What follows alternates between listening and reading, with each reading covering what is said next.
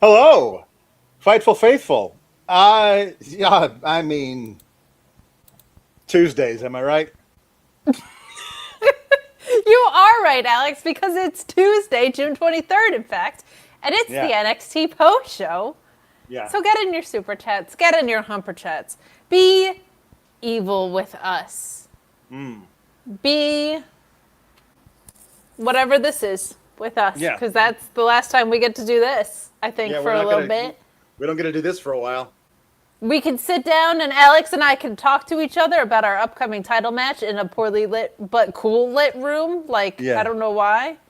Yeah. But we got a lot to talk about. It's the go home to the gab home, Alex. So get in your super chats, get in your humper chats at humperchats.com. Please do leave a thumbs up on this video. It goes a long way in helping us, and we love it. We love it when you guys help us out. Please share the stream if you're on social media as well. Please do. Please subscribe to Fightful Select. Please fold my laundry. Yeah. I'm just asking a lot of favors of you guys. Please walk Daphne tomorrow morning so I can sleep in. That would be nice. But I guess, in order, it would be subscribe to Fightful Select. Send us your super chats and humper chats. Yeah. Probably engage with this YouTube channel and video. Sure. But Alex, I feel right off the bat, we should address the biggest elephant in the room about this tailgate business. Yeah. You want to talk about it right now? They're doing a tailgate party. Who's doing a tailgate party, Alex? Well, Kevin Owens is, along with Dave LaGreca. How were we not selected for such a thing is what I want to know, Alex. With our enthusiasm for such a product, I cannot believe they weren't who's delightful? That little NXT duo on Fightful. Yeah. I'm shocked. I'm hurt, quite frankly. Yeah. And even though I'm very outspoken about how much I don't really like Kevin Owens, I would be a professional and do this with him. Right. I know you guys know he's not my favorite. Here's the thing. Except he is. I am nothing if not a man of principle. Yes. You know what I mean? You won't. To this day won't watch the Saudi Arabia shows for moral reasons. Yes, and I stick to my guns. I've been you know how many people want me to say nice things about WWE and AEW. Tone it down. Yeah, you're obviously a paid shill for this company, also while being a paid shill for the other company. And I say, no. Even if I was being paid, I would not shill. No shilling. Nary a shilling from this gentleman. No, thank you. I would not do it. However,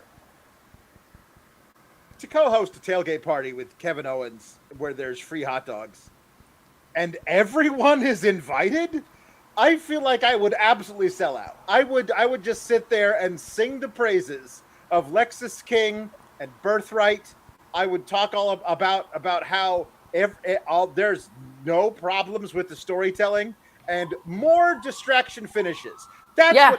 This is what's on my agenda for 2026. More distraction finishes. We don't get enough of them. They're so great every time. What do you think, KO? See, I'm already so good at this. Yeah, I would just be like, you know what? Wins and losses overrated in my book. That's what I would get up there and say.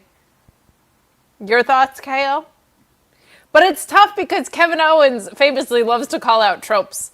Also, I find it hilarious that at Great American Bash, they were like, let's get the Canadian.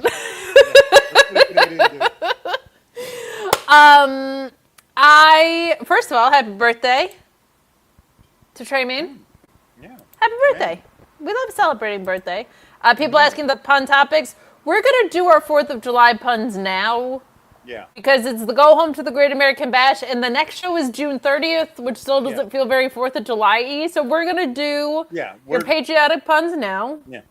Yeah. That I feel like also extends into the barbecue arena, since they have so generously invited everyone to the tailgate aspect. Maybe we should just show up with all of our shit. But everyone's invited. Everyone's invited. They can't turn us away. Otherwise, they'd be liars. Everyone's invited. What I heard was Kate and Alex are invited to hang out with Kevin Owens specifically. Yeah. And she's going to talk to him about her favorite banana promo, because that was the funniest shit I've ever seen. Yeah. She's going to talk to him about, I thought, his TLC match with Roman Reigns was one of the best examples of how to use a stipulation to tell a story and not vice versa. I have so many things that I'm going to ask Kevin Owens / Kevin Steen about. Listen, Dave LaGreca is not going to ask him about Kevin Steen. No. We're going to ask him about Kevin Steen because you know what I'm going to ask him about? All invited. I'm going to ask him about zoos. I want a top 10 zoos list from Kevin Owens. And and at each zoo on the top 10, what makes it part of the top 10? What's your favorite animal that you can see in that zoo that's better than what's so great about the elephants at the Detroit Zoo as opposed to, I don't know, the Brookfield Zoo in Chicago? Please let me know. I bet the entire interview would just be about zoos, because that's what he's passionate about, and that's what good interviewers find. They find that hook. They find that hook for their interview subjects. They find what they're passionate about, and it just opens them up to talk about all sorts of things. Do you think that list of zoos would include Tommy Lister, Zeus? I mean, it's perhaps. I don't know. I mean, yeah. Anyway, we're all invited, so everybody's going, and this is how I become best friends with Kevin Owens. I found it. Right. We figured it out. All we got to do is get on a flight to Orlando on Saturday. Suck it, LaGreca. That's right. You and your morning show. Yeah. Dave LaGreca, do you think you can kick Jon Moxley's ass too? Yeah. Come on. Yeah. Yeah. Bust you open.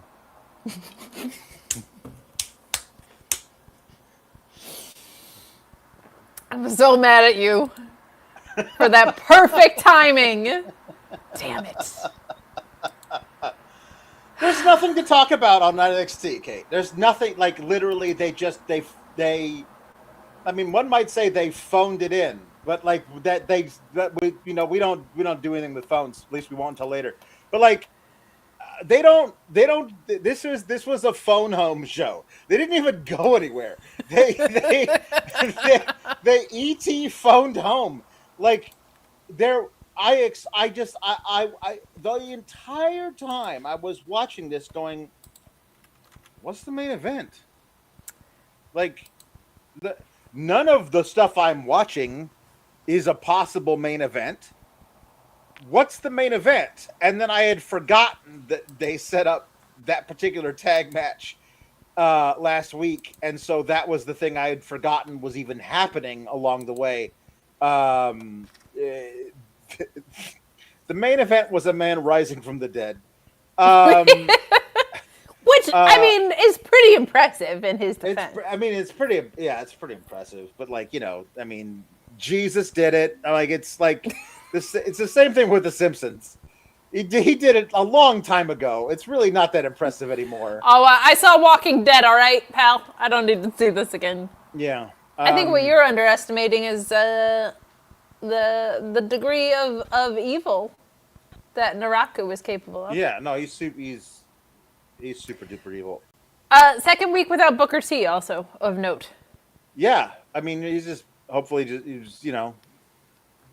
I mean, I was going to say, hopefully he's okay. Hopefully he's okay, but also hopefully he decided not to ever be an announcer anymore. Yeah. We don't wish ill upon him as a human being. Yeah. But his absence on the commentary table is not like, oh, man. I really like Vic Joseph and Wade Barrett as a duo just in general. Like, I really, really like them. So they're really good together. Yeah. I was not sad about that. So, we started the show with I think we started with this with Tony D like, hey, where's Naraku? Stone, where's Naraku? He's got that contract. He's got to be better. Bring that contract. Like, and Stone's like, Tony, there's a double contract signing today. He'll be here, I promise. Well, there better not be no funny stuff. And like, okay, when he gets here, just promise me you won't do anything crazy. The main event, it's the Gab. It's so important. We can't have anything go wrong. So please don't do anything crazy, Tony. I just love his incredulous face. Like, what am I gonna do? Well, hey, what am I gonna do? Plant a firebomb in the contract at a glance? What do you take me for? Some kind of lunatic? So that leads us into the first match of the night, which is Aaron Rourke versus Tristan Angels. Yes. I was not familiar with Aaron Rourke except for him hosting or one of the judges of the Mr. NXT pageant. I did not know of his persona and all the like exactly how he does all that stuff. First openly gay champion. The evil gay is the but did not know exactly how they go about selling it, and they're not. I mean, sugarcoating it is the wrong. They're not playing it down in any way. It's not tempered at all. Yeah. No, which is great. It's great. And there's no way that flies if he makes it the main roster. Not a chance in hell. No way. This was great. I'm really happy that he gets to do all of that and be this person in Evolve and on NXT television, because that certainly would not have been a thing that would have been done a while ago. Not even during the Rainbow NXT, they would try that. There was a lot of smooching and hanging out, but it was always it was very hetero smooching. Very hetero, very super hetero. So I was a big fan of the way he played the whole thing. He had a brief interaction with Tony D, where Tony D was like, "Hey, see what we're doing in Evolve? You're representing that brand well. Good, great champion." And he says, "From one champion to another, right back at you." And he does the thing with his fingers that I don't know what that is. But I love that Tony D's like, no nonsense Goomba, and he's like, "Hey, you're very flamboyant, and I'm fine with that." I would because traditionally, I don't know if you watch The Sopranos, but that whole milieu doesn't really cross over. No. And they're not like wrestling is for everyone on The Sopranos. Yeah. Like that's not. Yeah. So I'm big. I'm very happy that this was good. But I thought the match was good. I thought Aaron Rourke got a chance to show all of his stuff. He doing some interesting just movement in the ring, athleticism, a kind of athleticism that the way he shows it is kind of different from everybody else. But there was one really unfortunate thing where he has a kip up that goes into a front flip, and he was too close to the ropes on the hard cam side. So as he was laying there, he was like, "Well, might as well army crawl on my back using only my shoulder blades to move back 3.5 feet. This won't look awkward at all." And he's like,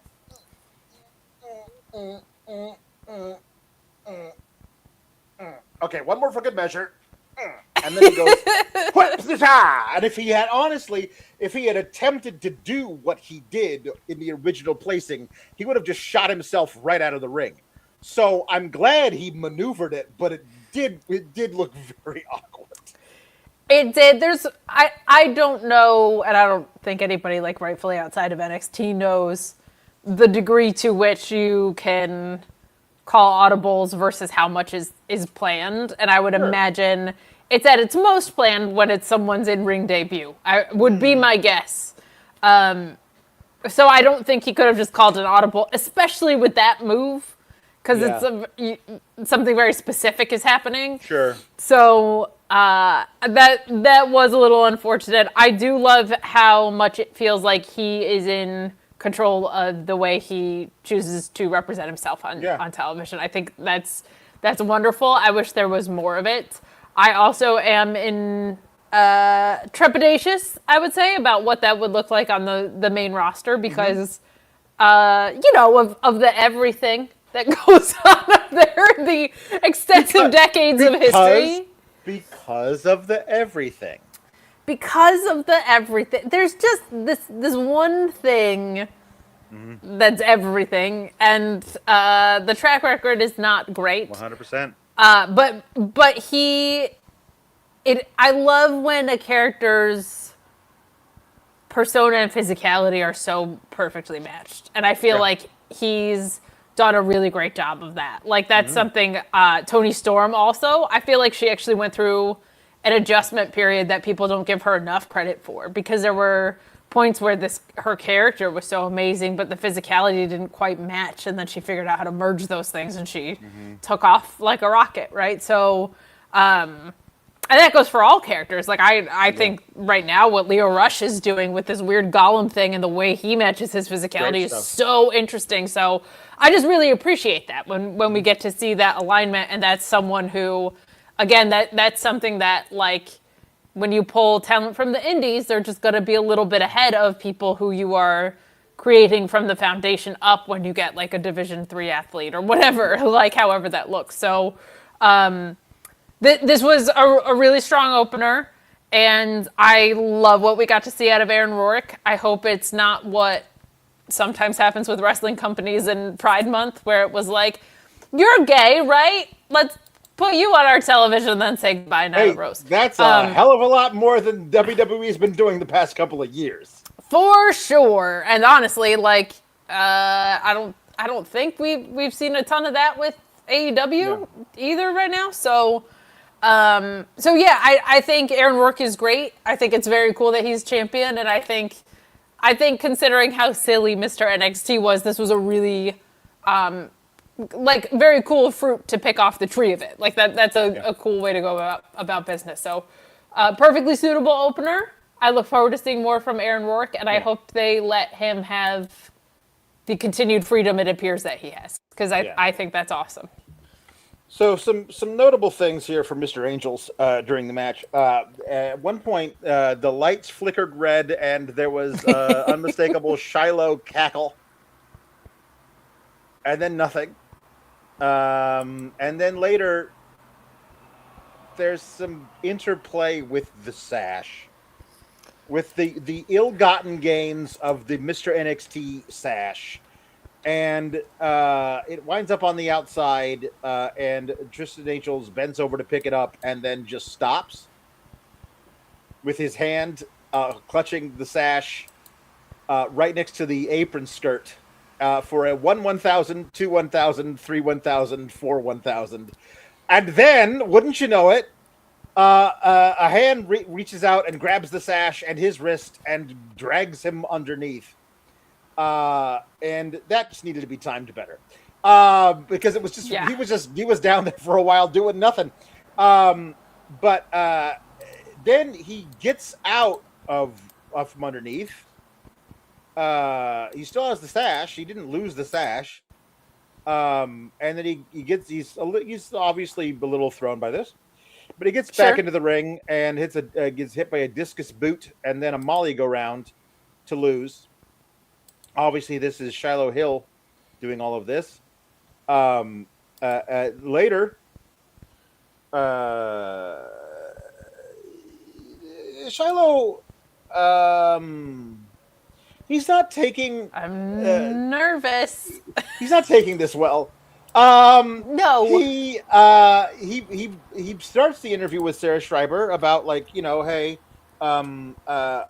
this was really difficult for me to open up to everybody in this pageant, and just as I was being vulnerable, he attacked me, and I just terrorizing you for the first time tonight was a lot of fun. Now I'm addicted to it, I'm going to make your life a living hell, as he looks directly into the camera and basically just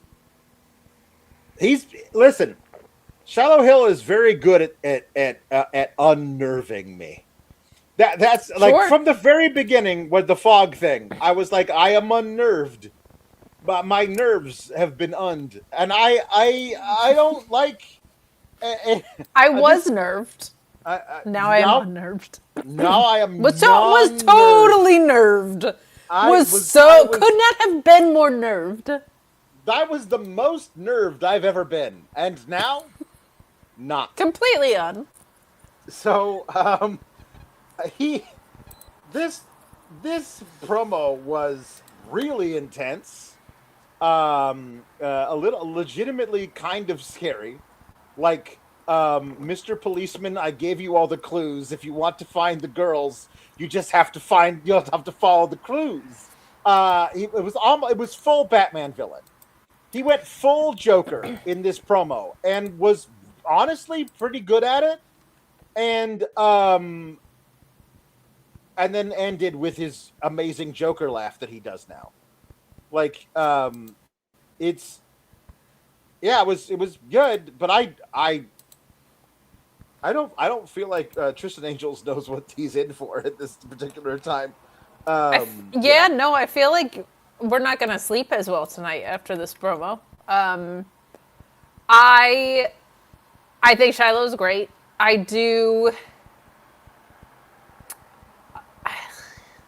He's making it work. But like this guy and Mr. NXT are a little bit. They did a good job. Honestly, like the promo, they at least bridged the gap, and I thought Shiloh did great with this aspect of it too. Of like, I was way more nervous for that than any match because I had to like be vulnerable. Like I had to open up and talk about myself, which I thought was a good attempt at it. But like this guy's out of his freaking mind, and I don't buy that he really gives a shit about a Mr. NXT pageant. But I don't know a lot of people that operate this way, so maybe they're very attached to their pageants. I don't know. Mm-hmm. Alex? Yeah. What happens first? We learn about the fog or GTA 6 comes out? Oh, GTA 6. Like, that's only a few months from now. Okay. You don't think we're ever going to learn about this fog? Well, I mean, if we do, it's not going to be in 2026. Okay. You think they're going to release this game on time? Or this next version of on time? I do, because they have a pre-order date set. And once they do that, they usually don't like to push anything back. Okay. They pushed it back a lot. I feel like once they're like, hey, pre-order this game so you can get it on the date we said it is, they really don't like to then be like, just kidding. You paid us $80 so that you could have this thing right away, and that right away is now 6 months later. That is the type of gravitas that I want given to the fog. Like, you shouldn't mention the fog unless you're going to explain it. Oh yeah. Mentioning the fog is the pre-order, is all I'm saying. If he has a cameo, somebody let me know, and we will next birthday. You guys don't need to get us gifts. We just need to get a cameo to get Shiloh Hill to answer us about the fog. Yeah. But he's sincerely very good at this. I'm always so this isn't always like my genre of favorite wrestler, but I'm always rooting for characters like this to thrive and succeed, because it's so important. Like it's so important that wrestling takes big swings, because how many times, Alex, do we say, especially not even with NXT, mostly with Raw and definitely with SmackDown these days, God, could you do something? Could you take a single creative risk? Like that, I feel like that's been jumping out of my mouth more than anything of American television pro wrestling of late, for the most part. And I think it's so important, especially in developmental, that like you go big with certain things, and Shiloh Hill's not scared to do that, and not scared to do that very early in his career, which I think is great. So this is all aces for me. There's only one true Mr. NXT, and that is Alex, and that is why we should be sitting down with Kevin Owens at the tailgate to talk about Zeus. Yeah. Mr. right. NXT. Um, We could have you, Mr. NXT, and Shawn Michaels, Mr. WrestleMania. After all the phone calls, you guys could finally sit down with a face to meet him in person. And Lord Tensai. I've always wanted to meet him too. So. Oh my goodness. So I'm gonna. Okay. I'm doing it the order that I thought I might group all the Tony D and Naraku stuff, the thing that happened and the aftermath of said thing. Sure. I thought I might group them all together at the end since that was the main event, but I really want to get into it, like how the night unfolded, piecemeal. Okay. So during the Rourke and Tristan Angels match, we see Naraku walking through a building, holding the contract. He's here. He has a contract. He is indoors, presumably in the building we are now currently filming from. This building, the Performance Center. Then we see Tony D and Robert Stone walking through the parking lot. Hey, Naraku, where are you? I know you got that contract. Come on, where are you? He's inside. He's in the building. Why are you out here? It turns out, no, he's not outside because they're walking deeper into the parking lot. They're in the center of the parking lot. They're in the epicenter of the parking lot. If the parking lot had an equator, they would be right along the equator of the parking lot. That's how in the middle of the parking lot they are. And Naraku walks up, and Stone's like, "Hey, did you sign the contract?" He's like, and Tony's like, "Hey, you signed the contract. Did you sign it or not? Give me the contract." It's like, "Hey, no." And Stone says, Naraku, yeah. You give me the contract. It's like, no, I will present this to Tony D myself. And Tony takes the contract, and then Robert Stone was like, hey, so why are you doing whatever? Like, they do I'm pretty sure they do this weird tiny scene between Stone and Naraku so they could do a switcheroo of a fake contract versus the Fireball contract. Yeah, has to be, right? So then we after I don't know what they were talking about. It was nonsense. And then we pan back over, and Tony D opens the contract, and there's the flash powder, the flash paper, the Jericho throwing a fireball in somebody's face. He's a wizard. Keith Lee did this, though. This is a Keith Lee callback. Keith Lee did indeed do this. Notably, Keith Lee, this was during the time he was clean shaven. When Tony D like, that man's beard is Bruiser Brody-esque. That is a bushy beard, and you know he's got product in it. That thing would be frizzy all over the place if he didn't. Like, you can't do a flash paper thing to a man who's got that big of a beard, because that just goes up in flames. That's like the Christmas tree in National Lampoon's Christmas Vacation. Do not light a cigar near that thing. It's just going up like that. And somehow that did not happen. But as with all flash paper, in every use of it in wrestling, Tony D is immediately blinded.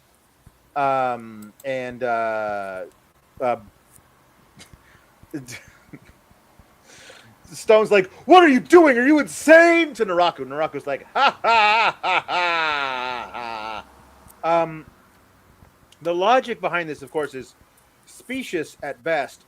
Wade Barrett keeps saying over and over again, "Well, if you're the number one contender, and you, through deliberate actions, take out the champion 4 days before your title match, obviously the general manager just has to hand you the title belt and you're the new champion. That's just the way it works." And I'm like, since friggin' when? No, it is not. No. But it is presented as though there is a long history of this happening. Of you, like, doing a magic trick to intentionally blind and or burn the champion while being the number one contender, and whoopsie daisy, you're just the champ now. Is like, there's a time-honored tradition. It happened with T.A. Magnum and that other guy. You know what I mean? Like, it's just not... I just don't think that that's a thing that, like, Hillbilly Jim did this on 3 separate occasions. I just don't feel like that's the case, and yet that is how it was presented through this whole thing. We go to commercial, we come back, they're loading Tony D in onto a gurney, into an ambulance to go to a local medical facility. But he's got a towel wrapped around his head, and it's got blood on it. And was there shrapnel in this thing? Because, like, when you're burned by a flame, there's not usually an open wound. Like, usually it's a burn, but it's not necessarily like... I don't have a lot of experience in having fireballs thrown at me, so I can't say. That's the other thing. You know some theater trickery better than I do. I feel like if he wouldn't, there wouldn't be blood. He would definitely, you'd cover his face if it was badly burned, but you wouldn't cover it with a towel, because if his face is badly burned, all the fibers from that towel are going to get embedded in all the layers of skin. No, you would. These are not professionals. All these men. I don't know what. I don't know what rent-a-coppery they found. These are rent-a-medics that they've decided to come over and do this. And that's not how you. But my favorite part of this is as they're ushering him, 2 men ushering him with a towel wrapped around his head, about 15 steps from where he was to the gurney. He just keeps saying. He just keeps saying, I can't see. We have a towel wrapped around your head. I can't see. Something's wrong. I'm blind. I can't see. You have a towel wrapped around your head, Tony. It'd be weird if you could see. You know what I mean?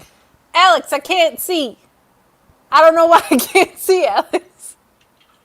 Why can't I see? I gotta give my cousin props for this one.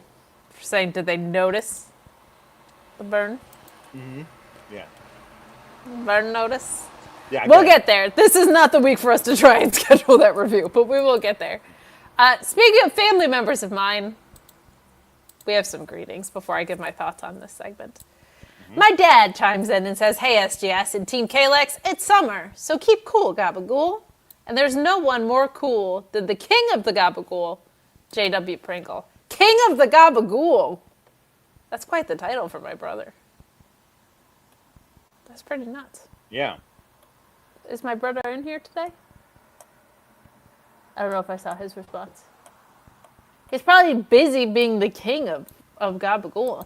Busy. There's so many dignitaries you got to meet with on a daily basis as the king of Gabagool. It's a lot. You're running a whole government. You know what I mean? Yeah. A meat-based government. A meat-based monarchy. A meatarchy, if you will. A meatarchy is so good. This shout out to the Keith Lee. It was Karrion Kross, right? It was Scarlett. She was the one, of course, because she was a witch, and he was just a bouncer at a biker club. Spooky hot wife, I believe, is what we called her. Yeah. Which is all extremely accurate. So true, though, right? Yeah. No. I also appreciated how vividly the ambulance was marked ambulance. I don't know if you noticed that, but it was like ambulance on the side.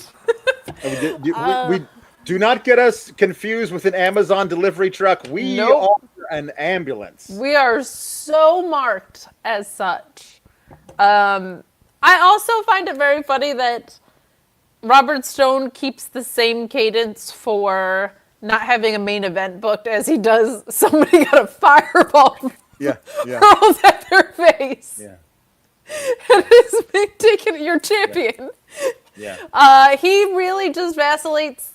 He's constantly panicked, but it's always between a 4 and a 6. And I say, God bless, because there's no deviating about that. Yeah. But I will say this through line, and we'll talk about the rest of it later, does kind of accomplish the job of me being like, maybe Tony D is gonna drop this thing to Naraku. Like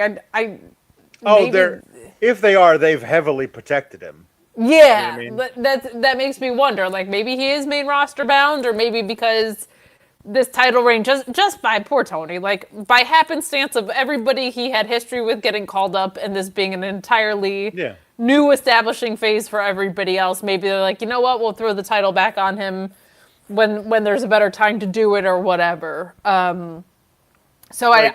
I do wonder. I do. Yeah. This did the job as silly of a way to get there as it was. It did make me say like, all right, maybe we are going the other way. He's going on 5 years in NXT. You know what I mean? God. It's very possible that there's like, let's just completely get rid of the old guard. You know what I mean? Like not get rid of, but like call him up. See what you got. Sink or swim time. Yeah. Like, you know what I mean? Like, let's get going with it. Yep. I don't, that may be a directive from the people above. Like we want everything about NXT to feel very different and all brand new. Sure. But I still say I think he would be really great paired alongside Braun Breaker. I agree. But I think you could easily just even further tone down the mob stuff and just make him into a suplex and spearing machine. And now he should have some nasty ass scars to go with it. Well, like, we'll talk about this later. Put a pin in it, but remind me. Can you write this down to remind me so I don't forget? Will you ADH Girl is great at reminding people of stuff. Just write it down though, in a place where I will see it, or I'm you will putting see it. In the notes section of StreamYard. Okay. Tony D. Fantastic. Just write Solo Sokoa. Just write that, and then we'll get back to it later. Okay. Color me intrigued. Yeah. The next thing we had was the in-ring face-to-face, no physicality allowed, Dion Lennox and Saquon Shugars thing, and I thought Dion Lennox really held his own here. Agreed. Like he did a very good job. It is super obvious he is not the guy who should be pushed. You know what I mean? Like he does this whole like, hey, you look at you and you look at me. Which is the one who looks like a superstar? And I'm like, that was the only line I didn't like. I mean, because you're what? 15 pounds heavier and 3 inches taller? I mean, that is the way it used to be, but everything else about Saquon Shugars, like, that guy's interesting. I want to know more about that guy. What's the deal with one sleeve? What's the deal with the one sleeve? Like, at least from the very beginning, there was That's all it takes. That's all it takes. Well, nobody else is walking around with only using one half of their body to wear sleeves. Like he's got an a hook, as they say. For that angle to work, I feel like for me, one of two things has to be true. There has to be a hell of a size disparity of look at me and look at you, right? I'm a foot taller than you and 80 pounds heavier, or you have to have a Swerve-esque, Trick Williams-esque, a Kevin Knight-esque, a Ricky Saints-esque, jumps off the page star quality about you, and your opponent has to be, I say this with the utmost respect, I love technical wrestling more than anything in the world, William Regal's kid, right? Like, it has to be that, and I say William Regal's kid for a reason too, right? Like, it needs to be that kind of lopsidedness for that line to really hit. These guys are way too close together, and Saquon Shugars is way too charismatic and interesting for me to believe you're little broing him out of not being a star. So that was the only thing that I didn't love here. I thought the rest of it was very good from both of them, and the most interesting thing that's happened in Dark State which is sad because it's the breakup of Dark State. I thought Saquon, was, they love to do this. I was a wrestler and you were an athlete, and therefore we are different. And there was that, but the thing that was interesting was that they tried to make us believe that Saquon Sugars isn't confident. Like, in his heart, he worries about it, what everybody thinks of him, and he's always nervous before a big match, and he doesn't even want to go out there some nights. And Dion Lennox knows that about him, and nobody else does. And I'm going to expose you for the scared little boy that you are. And then Saquon Sugars had to act like that was all true. Like, oh, no, don't reveal that to the world. My deepest, darkest secret. Like, no, I'm so I just don't buy it from Saquon Sugars. But I thought this was fine, and I just hope they choose the right person to win and move the hell on from this on Sunday. I really liked the way Saquon Sugar snapped back at like, oh, what, a wrestler? Yeah, because we're wrestlers, idiot. Yeah. So he said it in a much cooler way than I just said it, like a 14-year-old brat. But he's great, and this was also seemed to me like the most relaxed that Dion Lennox has sounded, and like the most comfortable probably that we've seen him. But Alex, you know what? What? There's nobody more comfortable than you on a floorball court. Yeah, I mean, back in the day, sure. You were just like one with the floor, and I presume the stick. I'm assuming that's what it's called. And sometimes it's hard to put the game down, you know? And sometimes you want to keep a little skin in the game, as it were. You want to throw some money down with all of your expertise, your years of experience. Right. Mm-hmm. Who wouldn't want to make a little bit of money off of that? I mean, I can tell you, I'll tell you where you can do that. MyBookie AG. At MyBookie AG, they say that you can bet on anything, anytime, anywhere. And they mean it. NBA, NHL, NFL, Major League Baseball, UFC, pro wrestling. But that's not it. Motorsports, golf, tennis, darts, cycling, cricket, handball, floorball, rugby, snooker, volleyball, table tennis, cycling. Yeah, you can bet on it at MyBookie AG. They got the best support system in the business. We only want you to bet what you can, and please bet responsibly. But go take advantage of being able to bet on anything, anytime, anywhere. They got live esports. They got racing. They got everything at MyBookie AG. And right now, get a $50 bonus when you deposit $100 or a $100 bonus when you deposit $200. You can bet with Bitcoin and play their great casino games as well. MyBookie AG. MyBookie AG. The World Cup is going on. I'm sure there's a lot of football that you can bet on over there, but we're more into floorball than football. Okay? Football. That's how it goes in the SGS. There will be Night of Champions odds. They are not up yet, but keep an eye out for those. I would say that we are the champions of tailgating. And for our champion tailgatingness, we should so be considered for... I don't know why I'm campaigning for this. We can just show up. Everyone's invited. Yeah, everyone's Robert invited. Stone said so. There's footage. Roll the tape. Robert Stone said everyone can come. Everyone's invited. Yeah. So, the one thing I did not like about this is the writing of the last moment with Dion Lennox. You've signed, by agreeing to this match, you've signed your name to your own death warrant. And on Sunday, I'm gonna stamp it.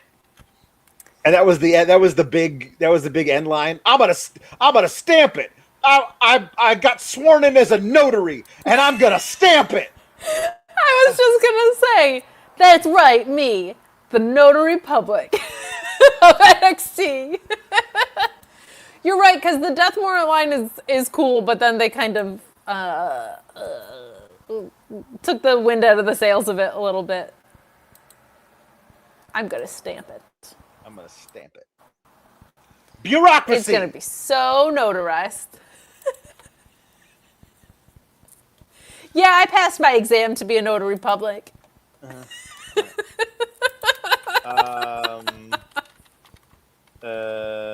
get a little. I'm surprised we didn't do notary public puns. What a fun and exciting topic.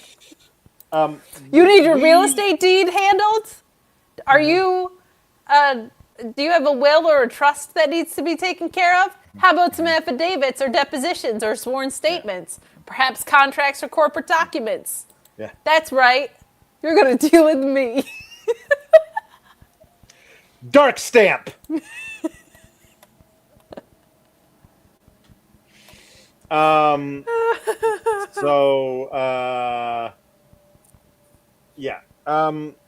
There's a promo video thing about Miles Bourne and Tavion Heights and how Miles Bourne they used to be in a faction with Tavion Heights, and now he's not anymore, and he thinks that Tavion doesn't want me to better myself. But on Sunday, I'm going to show him blah, blah, blah, blah, blah.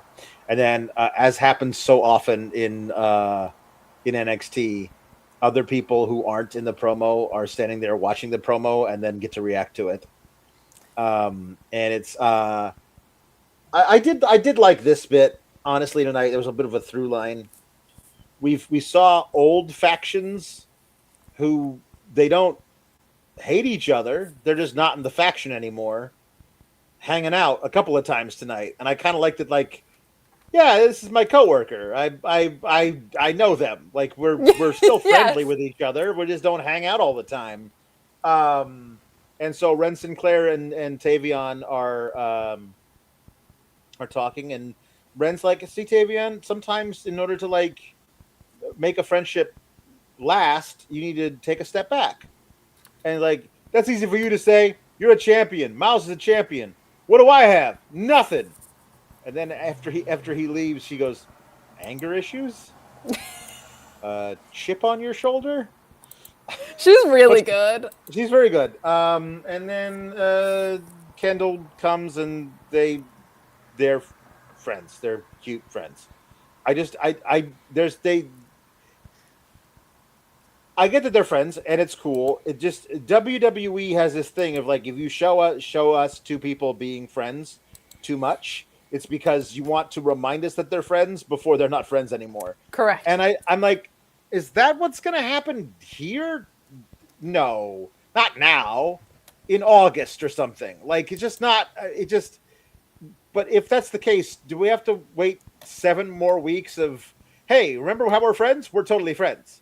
They just don't ever write anything that's good between these two, but Ren makes it fun because she's good at what she does. Right. But there's not like a through line here. Do you think Ren is short for Renifer? Is my first question. Mm-hmm. I don't. I think it's Ren because like the bird Ren. It's okay. Also, it's probably short for Renkowski, which is her actual last name. So her full name is Renkowski Sinclair. I don't want an actual answer. I was being silly. My second question is, okay, so Joel Pearl, I have to give credit to, because he pointed this out on Twitter. We've been saying, like, where's Kendal Gray's character a little bit? Mm-hmm. And he said that she's a great wrestler and that she loves cake. This is what we know about her. Well, we know that she had a moment of weakness and heavily binged cake one time. We don't know how often she has cake. We could say she has a weakness for cake, and on one occasion, the willpower did not exist. Do you think there's like an is it cake through line that we could work into such a thing of like, I'm going to win that title, and they're like, you can get a title shot, but you have to tell us which one is a real title bout and which one is cake. That's what I think the play is. They would do that in rainbow-colored NXT. That would be absolutely a thing they did. Yeah, well, especially if they were on Netflix at the time. You know what I mean? Like, there would have been a crossover. Sure, of course, yeah. Would have been great. I'm a genius, is the point. You're right, they don't actually do anything with them, but they're both very good. And they're both very different. An odd couple of sorts. Yeah, no, this is true. Hank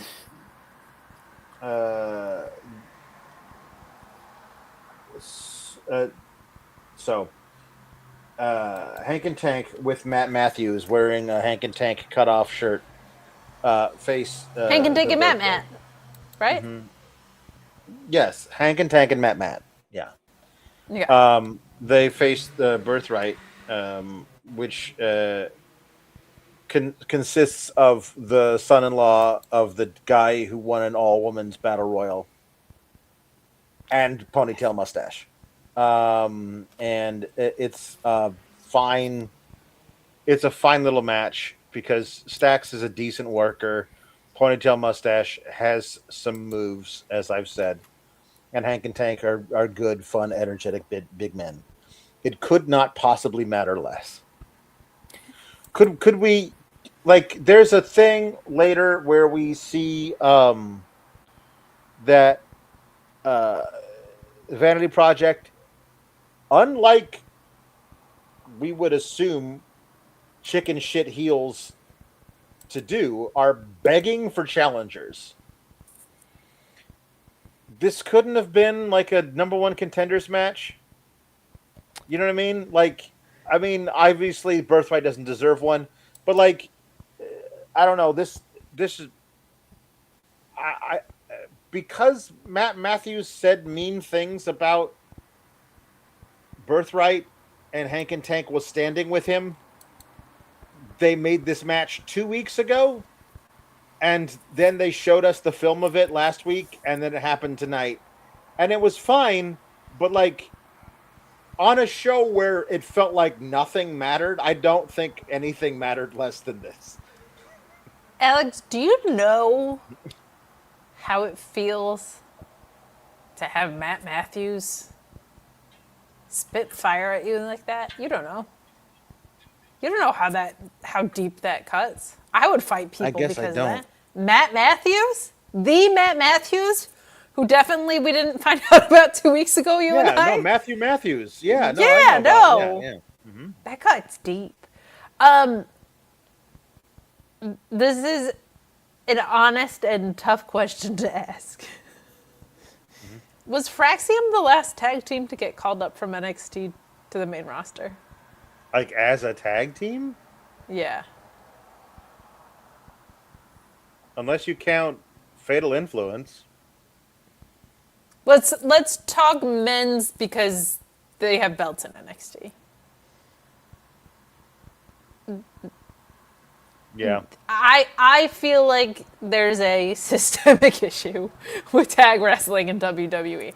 I think part of why the NXT product is so aimless is because the main roster. Like, if you told me Hank and Tank were getting called up tomorrow, I would believe you. If you told me they were getting a number one contender shot tomorrow, I would believe you. If you told me they were dethroning Vanity Project so Vanity Project could get hot shotted to the main roster, I'd believe you.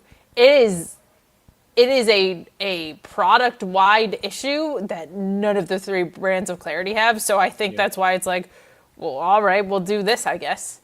Like, it's really bad, and it's a bummer because Hank and Tank are great, and BirthRight is fine to, if we're sucking up because we want to be on the tailgate, phenomenal. Like, it is genuinely the most like aimless part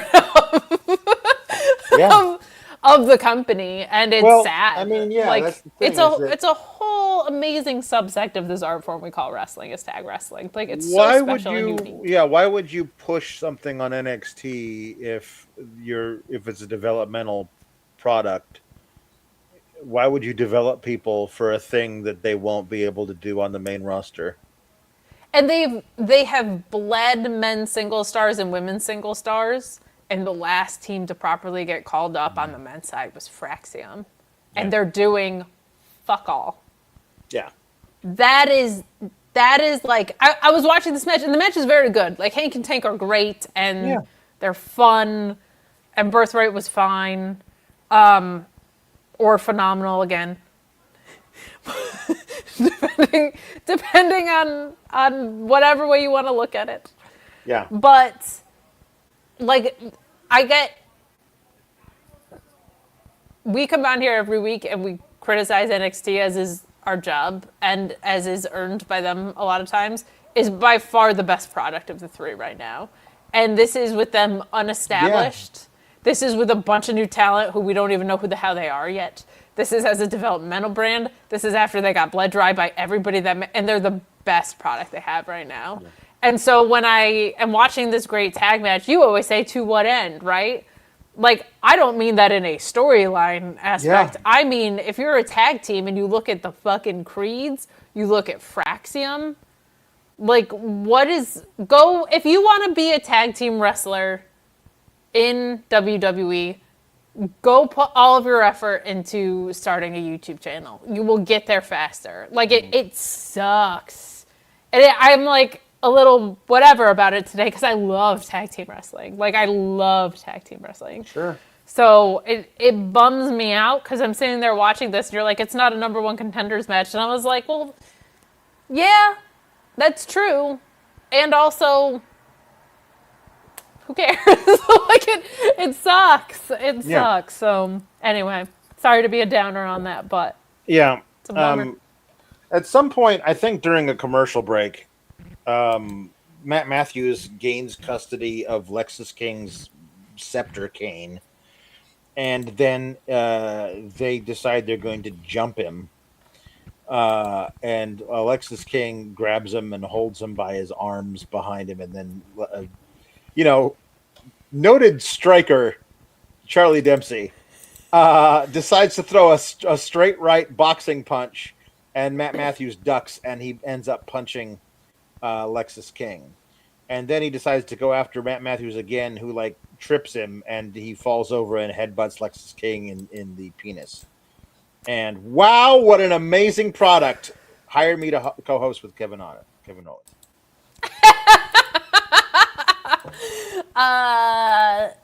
Yes, I agree. Brilliant stuff, clever, made me Super laugh, great. made me cry. I want to ask Kevin Owens about the zoo as well. So, great things. If you gain control of the scepter, do you now have access to the sliding throne? Like, is that like 9/10 of the law's possession kind of thing? Like, is all question. the power? These are the kind of hard-hitting questions you can expect from me on the tailgate panel. Kevin Owens, noted Canadian, hosting the Great American Bash. Noted Canadian and Great American Kevin Owens. I wish we could claim him. Oh, if we could claim Kevin Owens, there'd be no national debt. Health insurance would be solved. There'd be no crime. Yeah. Everybody would just be wearing panda shirts, calling out tropes. Best.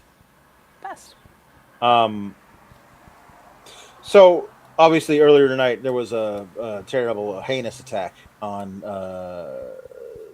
Naraku on Tony D via fireball in the attic lands. Yes, and, as you said.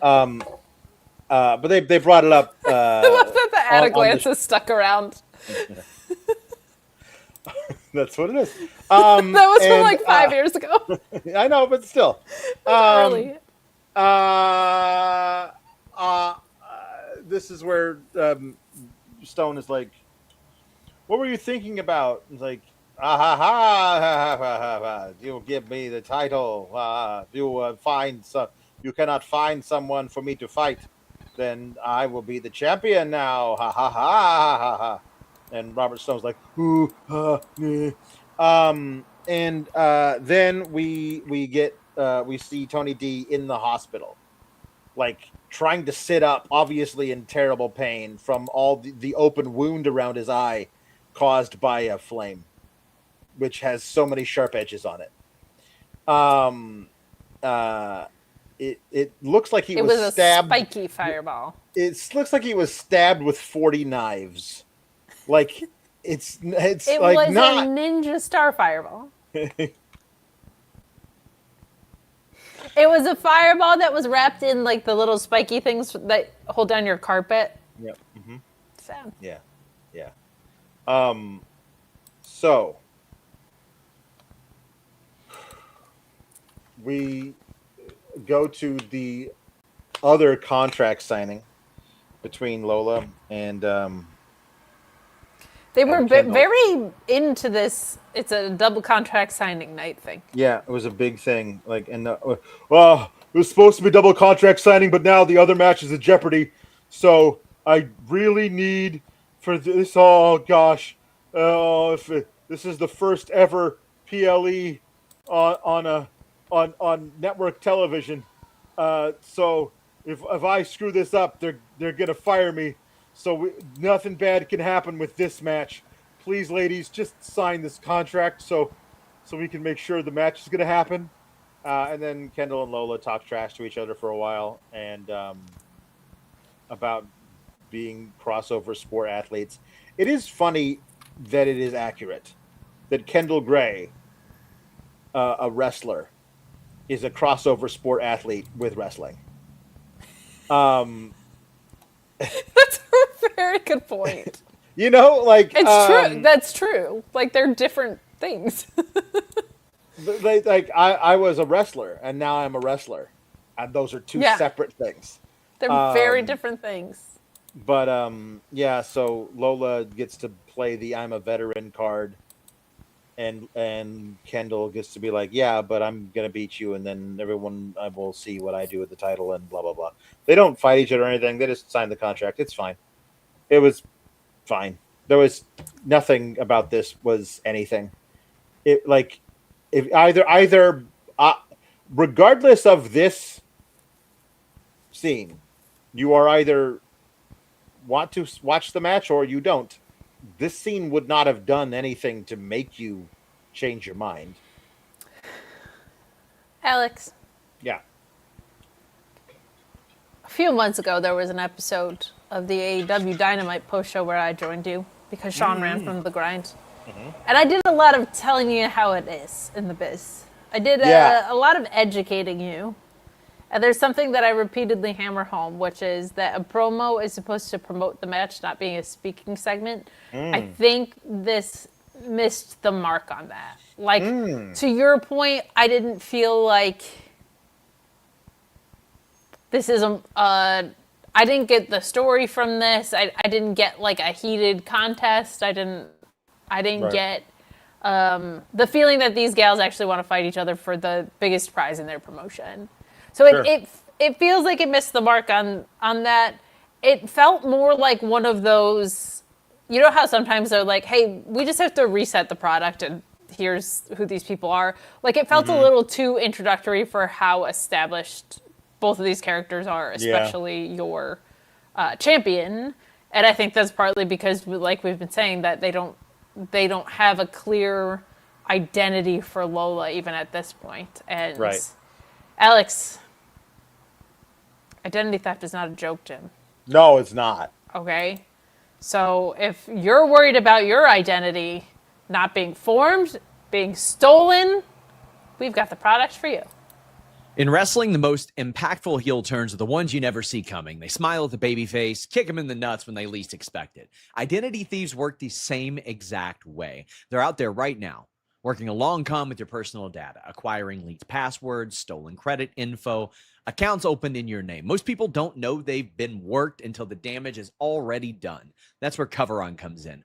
CoverOn is from the team behind NordVPN. Same team, same trust, and it's built to watch your back so you don't get blindsided. It monitors the dark web for your info, sends you credit alerts, and the second that something seems off, They run fraud risk checks before things spiral. And if someone does manage to get one over on you, CoverOn has identity theft recovery and insurance coverage to help you bounce back. I cover wrestling for a living. I'm logged in everywhere. My phone, laptop, backstage at shows and airports. That is a lot of exposure. CoverOn just runs in the background and lets me know if something is wrong.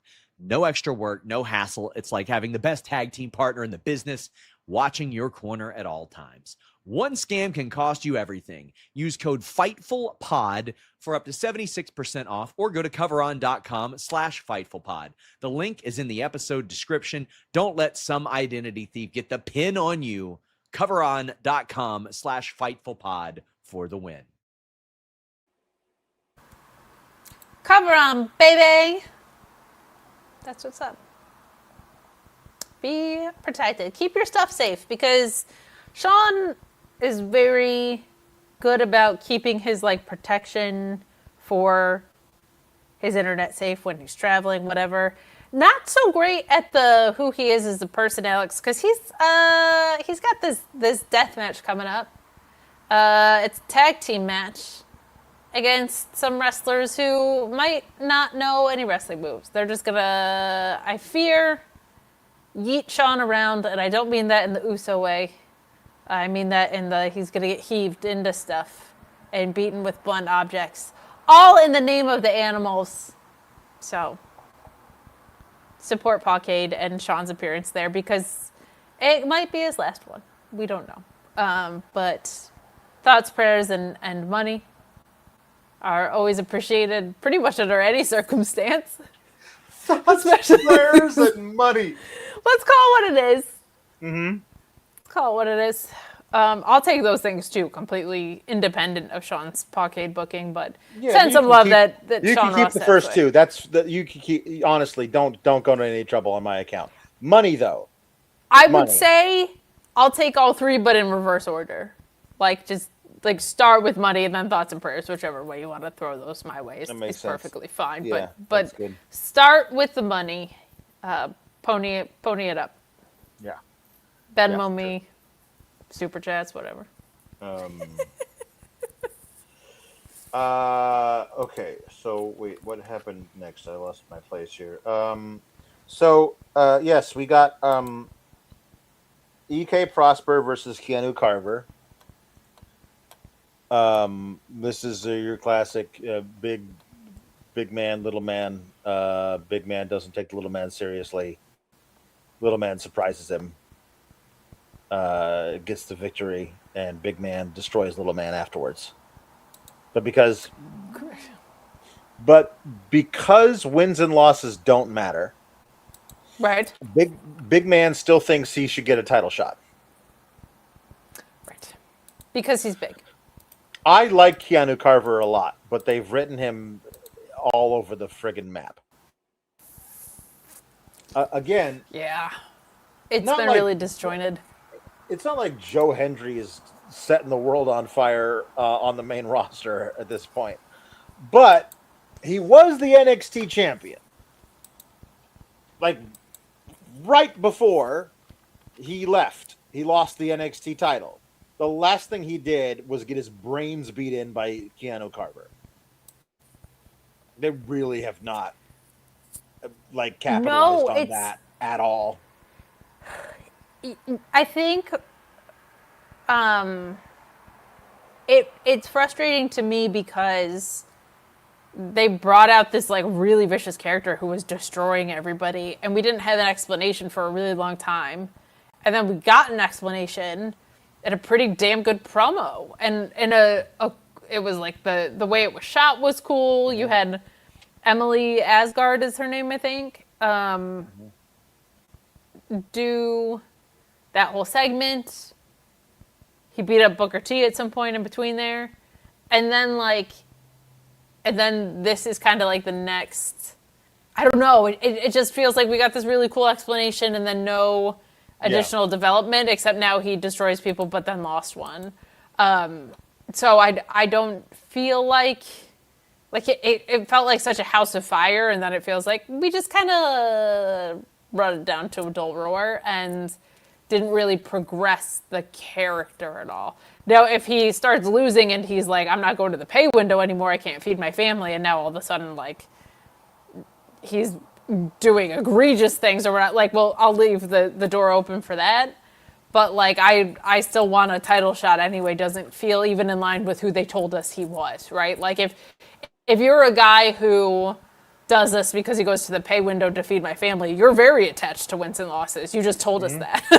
Like, you just told us the pay window is how my reason for being here. You make more money when you win.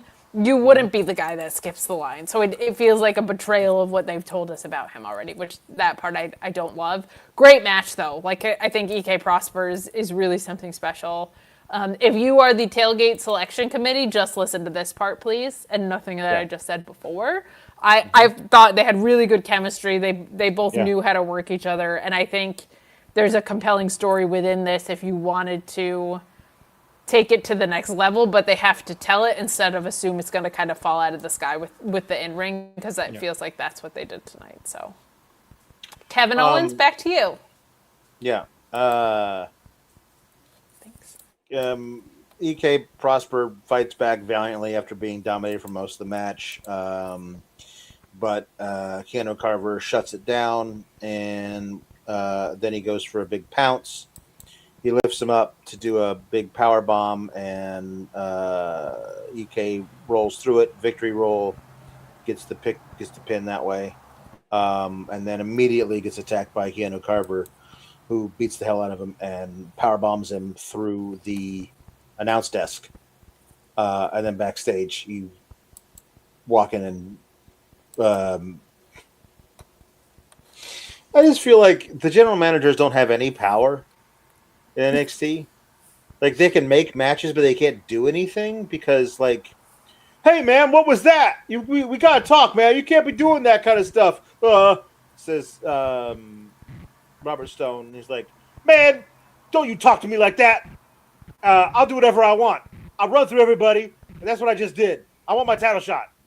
And then he leaves, and Robert Stone's like, oh, like, aren't you technically his supervisor? I mean, I don't know if you're his boss, but like, you're the assistant manager while the manager is not in that day.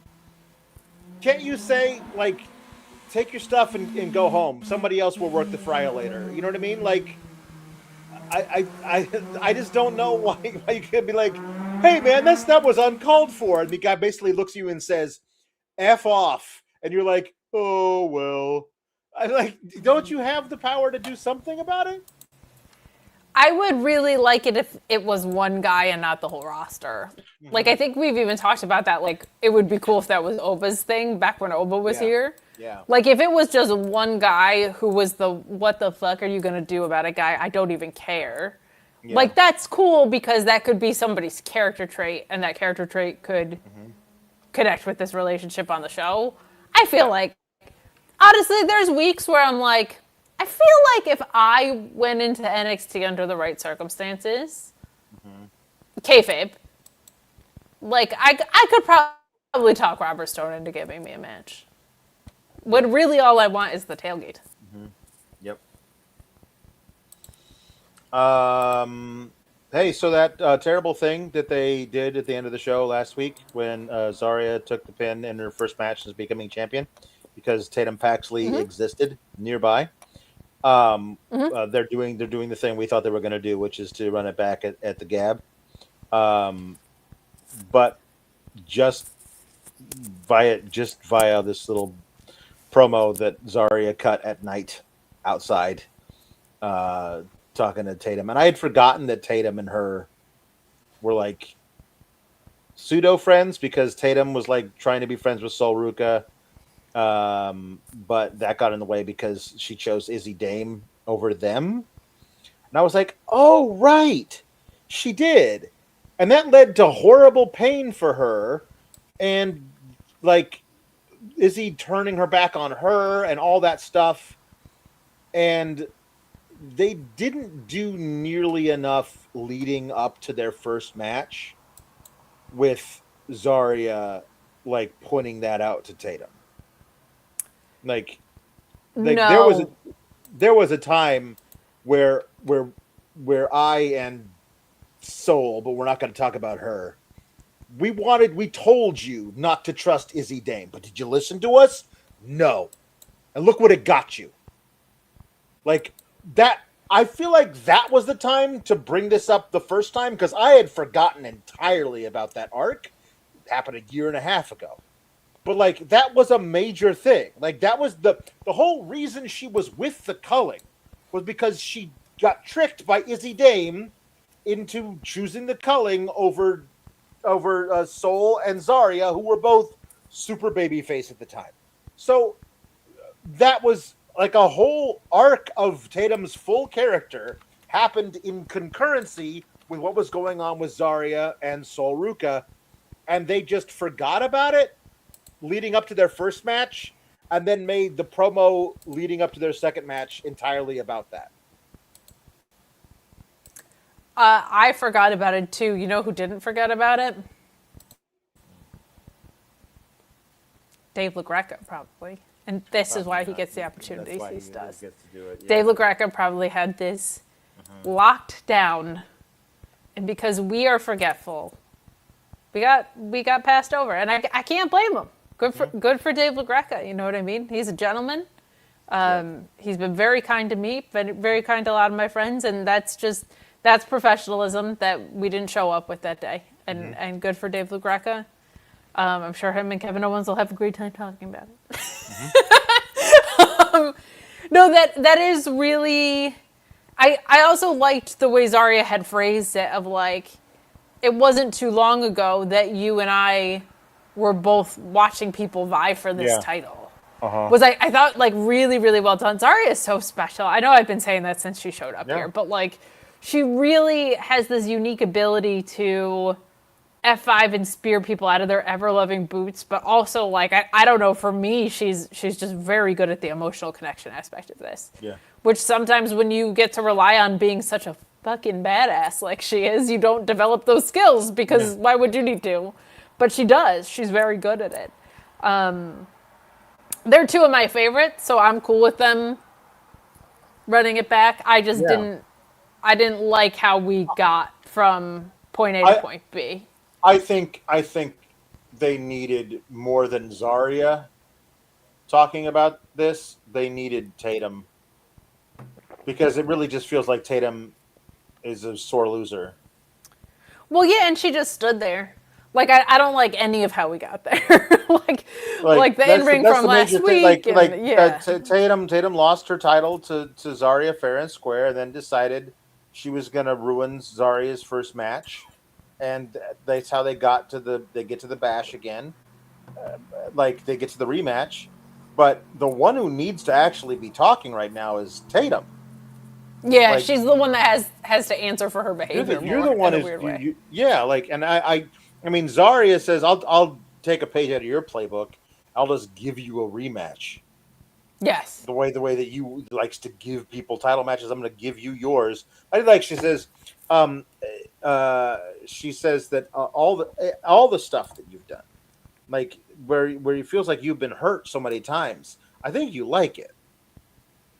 That's why you put yourself in a position to be hurt so much. You must be addicted to pain. Well, and I wanted her to say, well, good news. On Sunday, I'm going to overdose you or something like that. But I'm going to put my stamp on the document of being painful. I'm going to stamp it. I'm going to stamp your pain with my ink pad. Yeah. Mm-hmm. Nailed it. Pretty much nailed it. The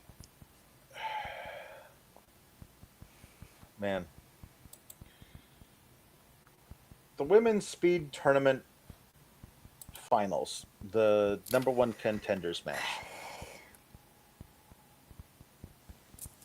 Izzy Dame and Arianna Venti. And we knew what was going to happen eventually, either in this match or somehow Izzy Dame wins and they do it in the finals. But it was probably going to happen tonight. But we knew that the reason that Izzi Dame doesn't become the Speed champion is going to be because of Shawn Spears. Right. He was going to mess up in some way. But we just didn't know how. We was wondering like how it would go.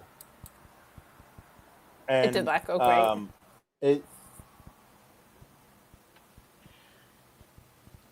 I don't even know how the Izzi Dame is dominating the match. There's 40 seconds left.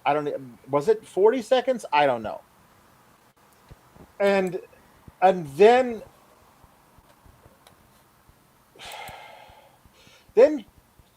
Shawn Spears, she's in the corner. She's going to do her weird like Claymore knee thing that she does. And Shawn Spears insists, he puts out a hand through the bottom rope and says, "Give me a high five." And Izzy's like, "No, I don't wanna." And Shawn Spears is like, "Yeah, do it. Come on, give me a high five." Because this is a thing that we normally do in all of our matches, I guess. And Izzi Dame goes, "Okay, fine, I'll give you a high five." And then she does, and then she walks into a small package and loses. When you say walks into a slow package, I mean... Yeah. Like walks into it. This was... I kept trying to figure out what went wrong. Because I always feel bad with stuff like this when it's like a pivotal moment and then the in-ring about it just like falls flat. But like, I don't know who produced this, but this was all bad. Like, high-fiving Shawn Spears during a speed match is an asinine call. And then on top of that, it's like, for those of you who didn't watch the match, she didn't have her back turned and high-five Shawn Spears and Arianna capitalized and rolled her up. Just walked into which it. would have been bad enough. She just, unless she was drunk and we didn't see it, like, she was not jostled in any way. She just walked straight into a roll-up after high-fiving Shawn Spears. This is not the fault of Izzi Dame. This is not the fault of Shawn Spears unless he's the one that agented it. But whoever produced this, what was this? Like, it was so... They're not even... The feel of the group is not a high-fivey group. And you're in a timed match bickering about it. Yeah. With like a minute left. This was a terrible job by whoever produced it, in my opinion. Yeah. That to me is where the failure of it was, because it's. Yeah. I was like, it's not. Oh.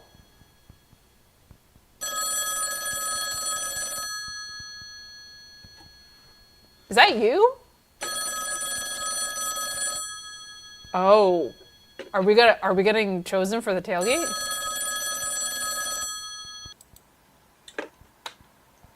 Hello? It's Hick and Butt. Hello, Shawn. Yeah, no, I saw it. Yeah. Yeah, no, he asked for a high five. And then she gave him one. And then she walked into a small package. Yeah. Mm-hmm. Yeah. No, I know it was. Yep. Yes. No. So you intentionally booked the dumbest distraction finish of all time? Oh, it was a bet from Lord Tensai that you couldn't book the dumbest distraction finish of all time, and then you said, "Yes, I can," and then you did. Well, congratulations, you won the bet. How much was it for? A free hot dog on Sunday. Okay. You know, you could just get the free hot dog just by, you wouldn't need to get one of Lord Tensai's hot dogs. You could just get your own hot dog. Yeah. Hey, why, let me ask you this. Why did you, why La Greca? Why La Greca and not me is what I just, Uh-huh. Uh-huh. Well, you raised some good points. All right. Well, no, I hope, yes, I know you're very proud of yourself. Uh-huh. Okay. Yep. Dumbest distraction ever. You win. All right, bye. He's proud of himself. He won a bet with Lord Tensai about the dumbest distraction finish ever. With Albert? Yeah, with the short-lived hip hop hippo. Uh-huh. I think my favorite part about when you accept well, first of all, I have several questions. Was it a collect call? Did you have to pay for that? It's a direct line, like the bat phone. I can't get calls from anything else. Okay, I understand. Yeah. Is it I thought it was just buttons based on your dialing, but that sounded like a rotary phone. No, it's just. I mean, I don't know. I don't. It's an old phone. Just an old phone. An old phone. I also love that the transmitter goes through your headphones, that you hold it up. I like that you can hear through it. Not to be selfish about it, but did he say why it isn't us? I heard you ask. Like, no. He just did a whole list of all the terrible things we've said about him on the air. So honestly, he raises some good points. Yeah. Touche. Mm-hmm. Touche. Yeah. But you know what? Mm-hmm. No, I was reaching for something to say about Dave LaGreca, but like I can't. He's so charming and nice. Like if you guys have ever met Dave LaGreca, he's such a sweetheart. I was like, you know what though? I don't like his hair. Like I can't. There's nothing I can say about LaGreca. I can certainly say things about both of his co-hosts. Yeah.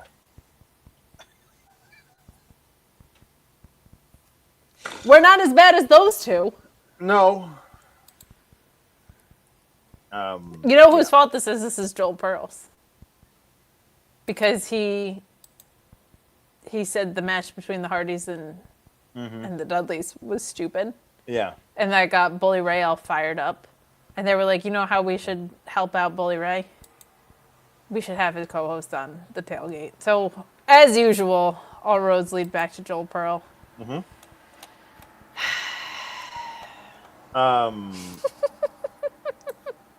Yeah. Is there a more serious review show than us?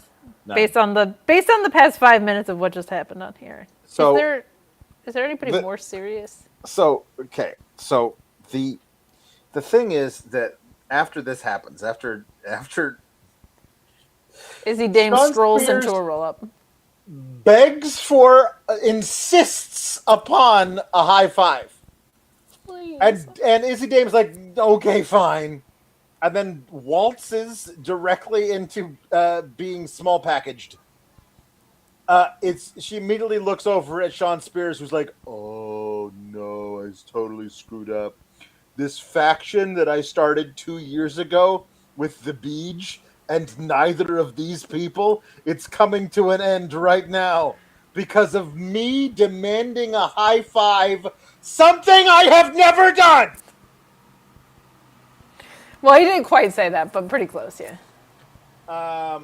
And the funny part about this is there's a whole bunch of stuff now that happens while all of this is happening. I can only imagine Shawn Spears is still standing there apologizing to Izzy Dame because they go to commercial break. He's like, I'm so sorry. It'll never happen again. What, you'll never demand a high five during a speed match with 40 seconds left? I should hope you'll never do that again. Anyway, they cut to commercial. And to all lead to not distracting her because she just walked straight like the way she lost didn't really have to do with that spot. Anyway. They come to commercial and Robert Stone is sitting in his he has far too nice of a desk for a man as bad as his job as he is. It's true. They invested. He's talking like, okay, Ray, well, I look forward to meeting them. And Sarah Schreiber walks in and she's like, "Oh, what's going on? What's the status of our NXT champion? Was that who you're talking to on the phone?" It's like, "No, I was talking to the general manager of AAA, Rey Mysterio. There are going to be some luchadors in attendance at Great American Bash. I'm really excited about it." In the most unconvincing, "I'm really excited about it," ever. And then he says, "No, I'm actually at the end of the night, I'm going to announce who Naraku's opponent is going to be." I was like, are they protecting Tony D this much by having him move is up he for real without injured? defending that? Yeah, is he for real injured or whatever they're doing? That because this whole thing was so silly and dumb. So then we get Alexa Bliss talking about how she used to be in NXT. These NXT Origins things are always really, really nothing, and it's weird that they can insist on doing them. I don't know why you show the NXT audience them, because we're already sold on NXT hypothetically, right? I know I am. Yeah. Which is why I can't wait to be at that tailgate. So, Natty wins a Guinness Book of World Records, most matches won by submission. And as we've established, she's not the boat, she's the moat. Correct. She is the most of all time. But you know who's watching that particular little segment is Carmen Petrovich and Nikita Lyons, and boy, are they just catty bitches. And then Jada comes in and doesn't say anything to them, just sits on the couch, all forlorn, and you're like, "That's right, you don't say anything to us," and they leave. And then OTM come in, and they're like, "Hey, how you doing? Are you okay? You doing all right?" I was like, "No, I'm not doing all right," and she leaves. And I was like, "Hey, OTM was reunited for 4.5 seconds. Hey, remember that? Remember that when they were all together?" Then. So there's something going on between OTM and Perros Del Mal in AAA? Yes. I don't know anything about this. They just reunited like an iconic faction under... Let me get this right. Because I don't want to say the wrong people are in it, but Carmen's in it too. But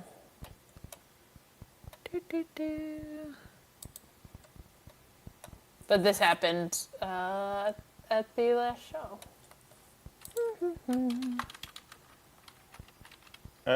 Is this something that's going to affect my viewing if I don't watch AAA? Well, so... Bronco Nima, Angel Berto, Carmen Petrovich, and Daga, who is endemic to AAA, all formed this group, and they attacked El Grande Americano. So I don't know the answer to your question. The segment here was them saying OTM is still a tag team, even though Bronco is in this other faction. So they'll either... They shouldn't be. Break them up and push Lucian Price to the fucking moon as a singles guy.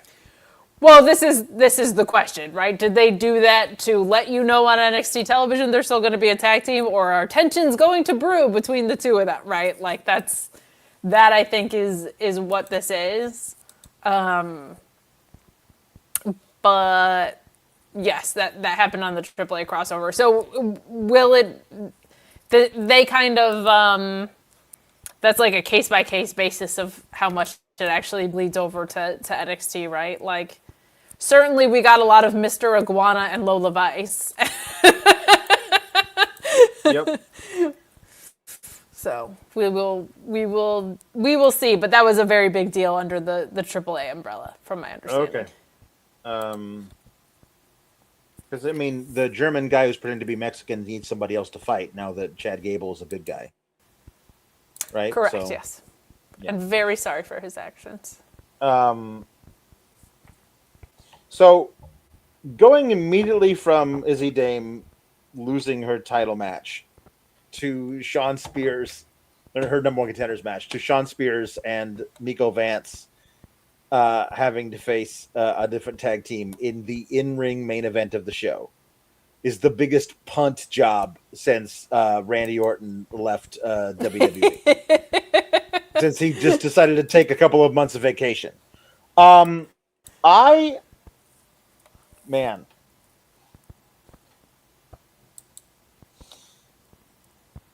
They literally leave Shawn Spears standing in the ring with Izzi Dame right here and him not being able to make contact, going, I'm so sorry. It'll never happen again. There's commercials. There's backstage stuff.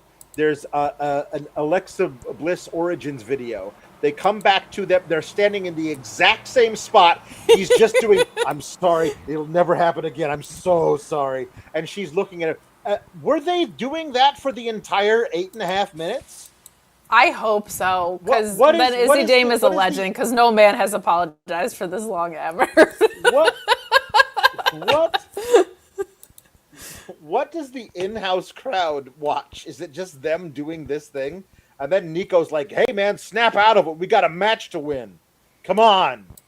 I feel like Shawn Spears should have had to apologize for that long with his arms like this. Like, I'm so sorry. Like, just this the whole time.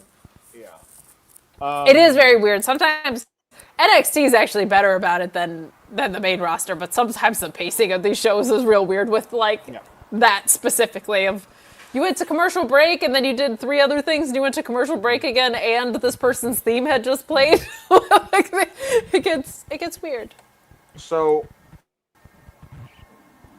it's Shawn Legacy and Dorian Van Dukes, and again, Dorian Van Dukes is cheating. It is where you go to your friend's house, and he's playing SmackDown on PlayStation 2.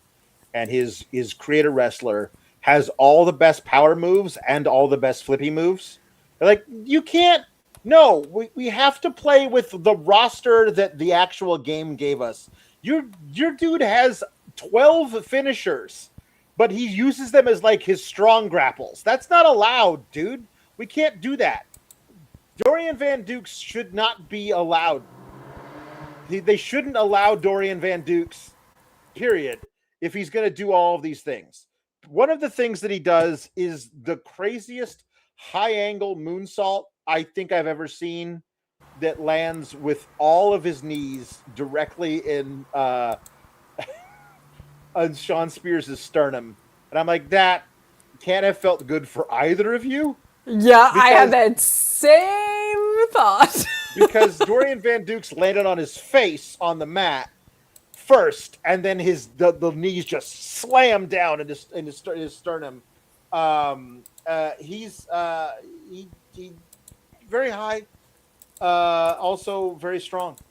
And Shawn Legacy is a flippy-do master, and it was just waiting around for Shawn Spears to lose this match, and he didn't like cost them the match.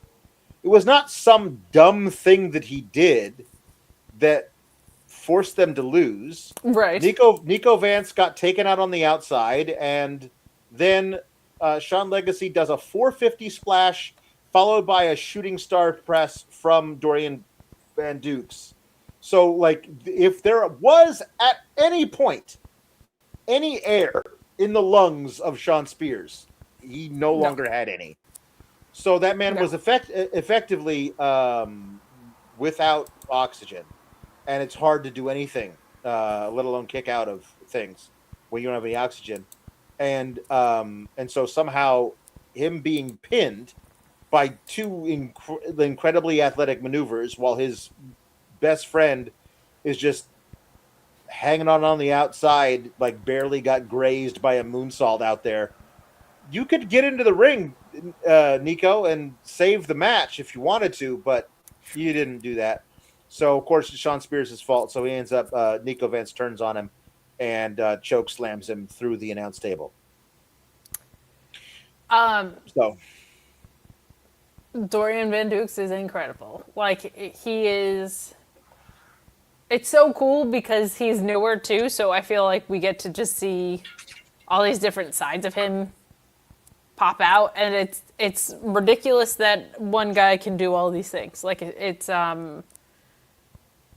almost a champagne problem, as they say, right? Like, yeah, you could brand him in like 80 different ways because of all the shit he can do. Like, if you wanted to just make him a badass fighter, I would buy it. If you wanted to make him like an explosive athlete that could do a lot of top rope stuff, I would buy it. Like, there's so many directions you can go with this guy.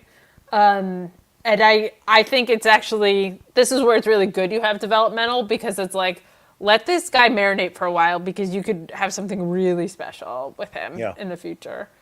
The problem with the Niko Vance stuff, in addition to what you said for me, is it's not like Niko Vance has had a lot going for him.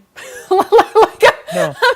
I'm not so invested that I'm like, oh, this guy's opportunity fell apart because of Shawn Spears. I'm like, I mean, he just is getting going.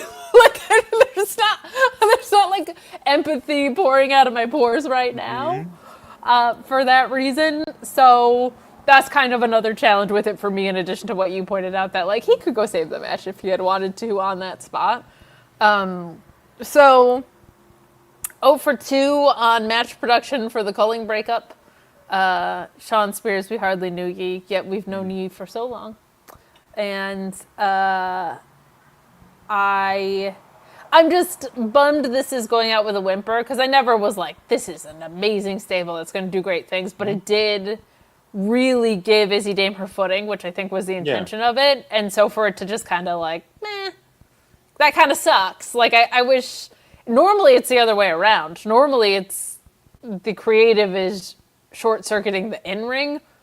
That's rarely is my complaint. Like, the in-ring is so bad that it's fizzling out the angle. That never happens. Like, I wish I had that complaint more often.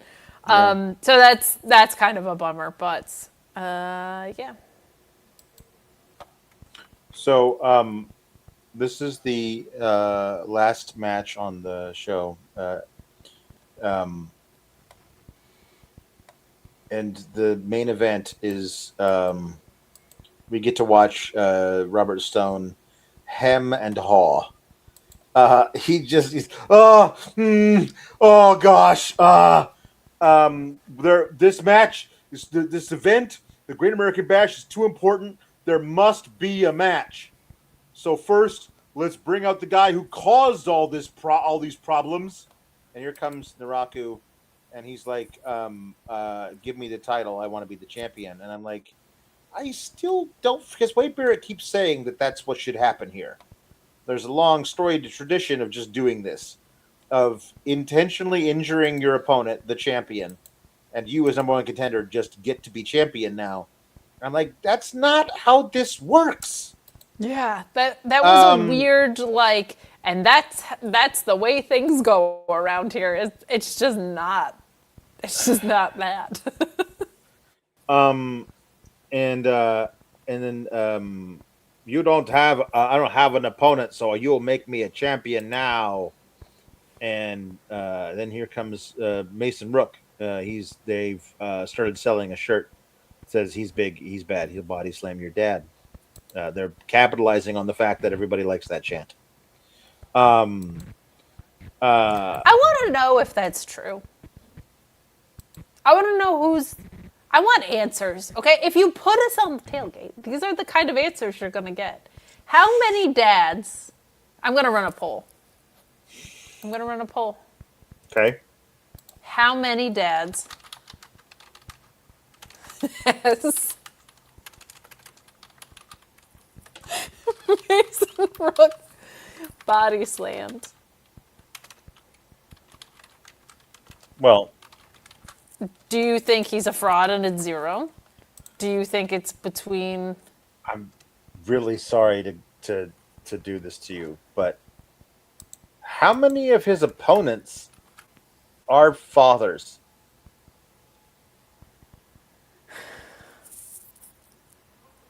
Like Body lots slam of them, right? your dad. Maybe he's talking to the children of his opponents. You know what I mean? Like, I mean, the crowd's chanting it at children? That seems kind of messed up. I don't know. Like, well, also, I think the poll is funny, so we're gonna run it. But you raise a good point.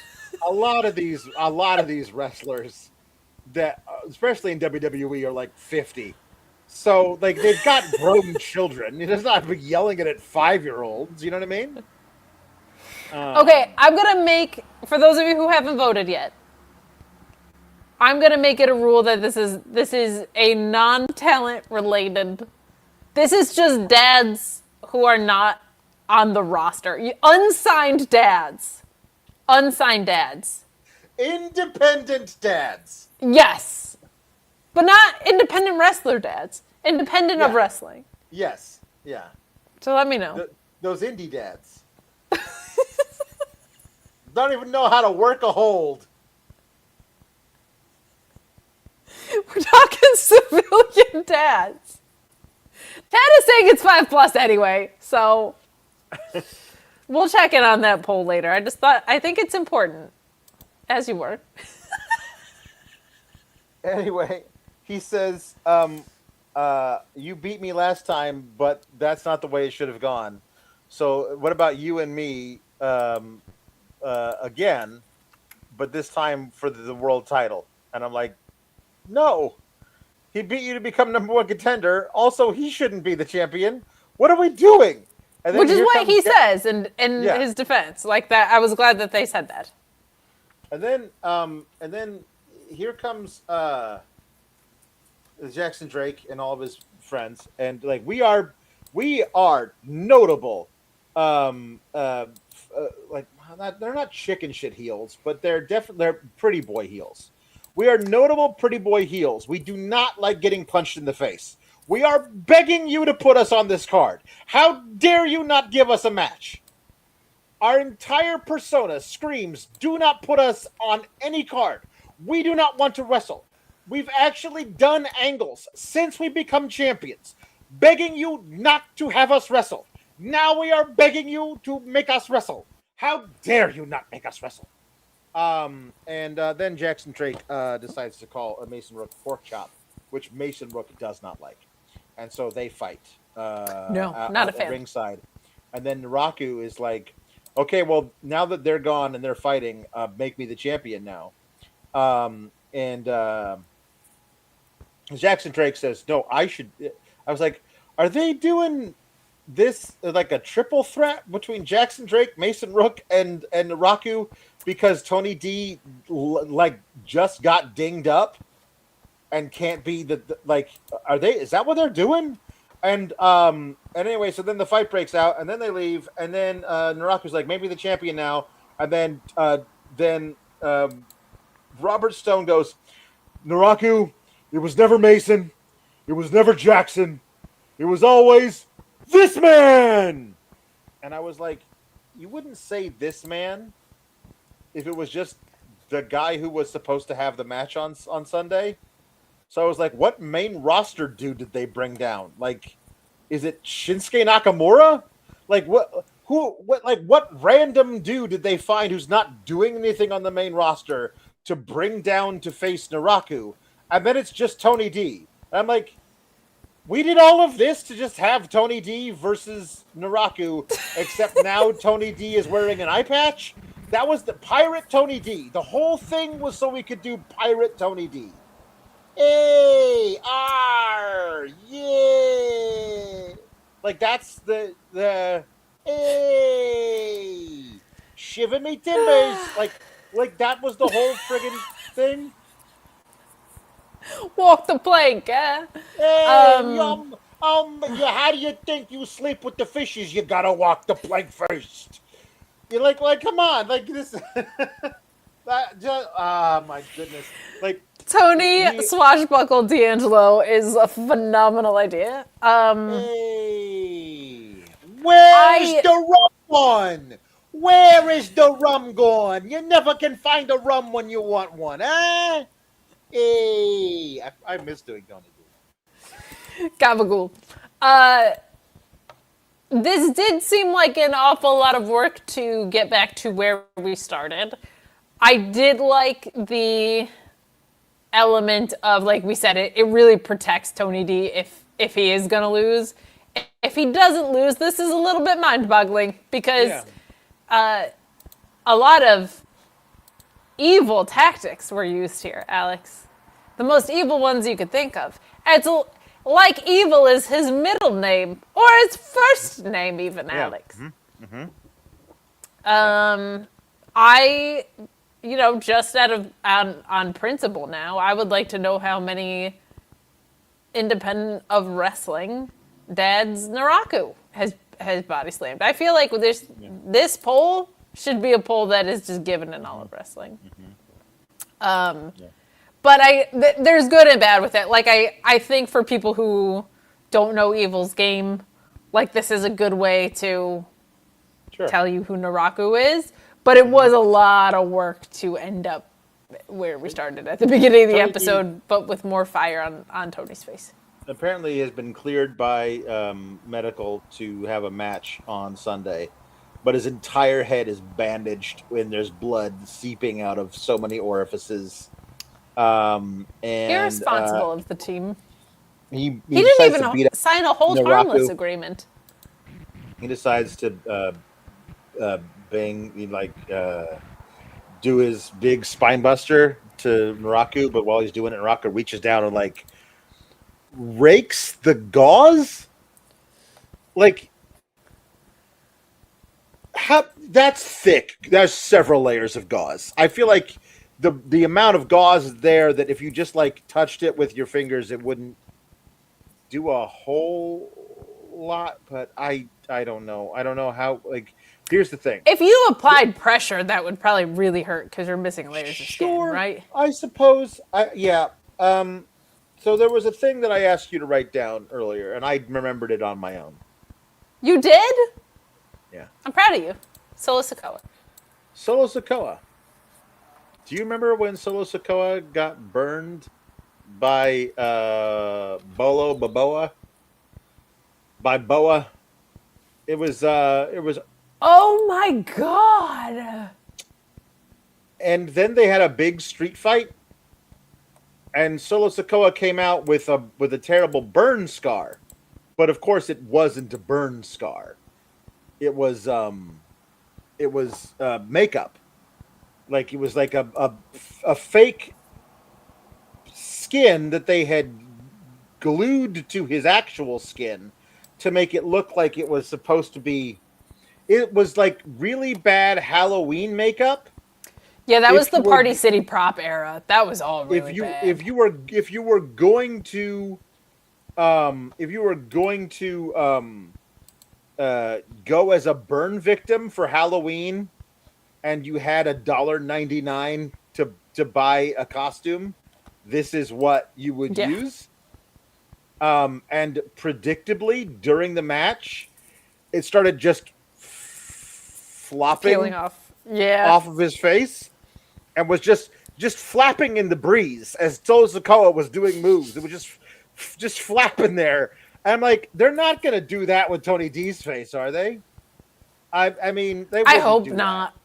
Yeah, that era was really bad for props. Remember Cora Jade's skateboard that broke in half? Skateboard that broke, yeah. The particle board. Yeah. I feel like.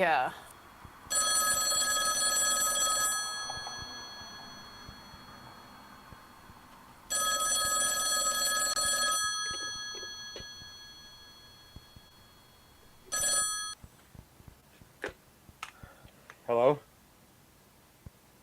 Yeah. Uh-huh. Okay. Well, thanks for letting me know. All right. Okay, bye. Are we in? He says they are going to do it. They are going to do the flappy, terrible makeup thing on Tony. I thought he was calling to say, great analysis. You've been selected for the... No. Next time, ask him about Mason Rourke in the body slam. Maybe. Okay. So yeah, that was it. That's all we got. That was it. Yeah. We nailed it. That's the show, everybody. We do a totally normal show here with no antics that follow the analysis of the show we do. Mm-hmm. Us, not us. Mm-hmm. Yep. Greg Cherry says, "Hello SGS. Random question: why does Dorian Van Dukes' theme sound like the theme to Shark Tank?" Dun dun dun dun dun dun dun dun dun dun. I'll take that over a lot of Death Rebel themes. I heard the cookout is on Women's Street. Love yins. On Women's Street? On Women's Street. I know what takes place on Women's Street. Women's Street? What takes place on Women's Street? Where is it? Is it gone? Is Women's Street gone? Did somebody delete Women's Street? Oh no, here it is. Oh, 2 now on the main roster. 2 gals. Soul Ruka and NXT Women's Street Championship match. They went from Women's Street to Lady Highway. That's how it works. That's when you get called up to the main roster. You're cruising at a cool 70 miles an hour. Tunnel Valley says, "Congrats to the new Mrs. Freakin'. We have fun though." Tate, do you want to give everybody the announcement? Look, I'm not proud of it because of how it happened, but I'm very happy. Monday nights on Fightful Select, subscribe, best $5.99 in the business. We play Tomodachi Island. Becky and Seth were falling in love, but right before Becky was about to confess her feelings, this bitch swept in and said, literally, was like, I didn't really consider you, Seth Rollins, in a romantic way, but I saw another woman coming after you, and now I'm caught in my feelings. And Seth Rollins said, oh my God, I feel the same about you too. How it works on Tomodachi Island is you're pretty much married within a week. So yesterday, Seth freaking proposed to me. The leader of the island, which is Alex, coached him through it. I gladly accepted, and we got married right away. And so I am Kate freaking. Becky was in attendance. So little me Becky on the island. Yeah. So I appreciate how she was the bigger man, about all of this. I'm not proud of my actions, but love works in mysterious ways. Sure also, Tony Storm and Io are doing better. And Zack Sabre Jr. and Hugger Bailey are starting something. And Liv and Dom are still... Or Liv is almost giving up on Dom, but Dom is now interested. Yeah. And Shiloh could not take a hint from Tatum to save his life. So that fizzled out. Are there any other couples? No, there's Oba and Willow, obviously. Oba and Willow, but they're OGs. They've been married for a while. Swerve has the hots for Jamie Hayter, but she only has eyes for Sami Zayn. Who barely even knows she exists. The dynamics of Tomodachi Wrestler Island. Monday nights, Fightful Select. Yeah. We talk about Raw for like 2 minutes, and then we play Tomodachi Island. Tapped Out Sports Podcast says, "Hey guys, you guys are great once again. NXT was okay." You're always so nice. Yeah. So he's like, "You guys are great every week. Thank you. Thank you for telling me that." In regards to, I believe, the Izzy Dame match, Greg Cherry says, "How I Met Your Mother had a better finish." It took us a long time to get to that payoff, though. I will say that. Yeah. But not Meat wrong. Normus says, "A tailgate without Meat Normus is the devil, Bobby." Okay, so we have 4th of July / patriotic puns because the Great American Bash is this weekend. So here we go. Lieutenant Photo says, "Alba Firework, 1776-19. Those are very good. My yawn was not a reaction to that. Those are excellent. Meet Norma says, Cousin Mike and I want to know when the Burn Notice review is, then we'll crank. Cookout runners? You're withholding the crank until we schedule it? Damn, okay. We'll get a date on the calendar. Head of the picnic table, Mark Very Brisket, and Grill Osprey. Meet Norma says, Meta 4th of July. Meta 4th of July. The Nation of Declaration. That's very good. Rafael Garcia says, don't get fireworked. Big Eagle and Lady Libertitan. Very good. Or Lady Libertiton? Maybe Teton, probably. Yeah. Yeah. Greg Cherry says, we don't set the barbecue. We are the barbecue. Tom LaValle says, Booker Tea Party. Cito Gatto says, Bab Backyardland. Stars and Stripes Boy Charlie.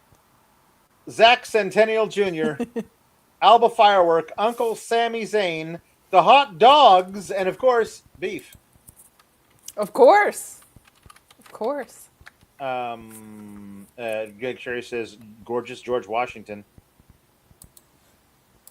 Very nice. Greg Cherry says, Old Glory Graves. And this is a good one, too. Edge of Allegiance. The Edge of Allegiance. That's very good. On this day, I pledge clearly. Greg Cherry says, Shiloh, Capitol Hill. Very nice. Meet Norma says, Thomas Jefferson of a Plumber. And Kendal El Cerro Tofu. Very good. Thank you for including me, a vegan, in your barbecue. Greg Cherry says, Alexander Slamilton. That's excellent. Greg Cherry says, 4 horsemen and 7 years ago.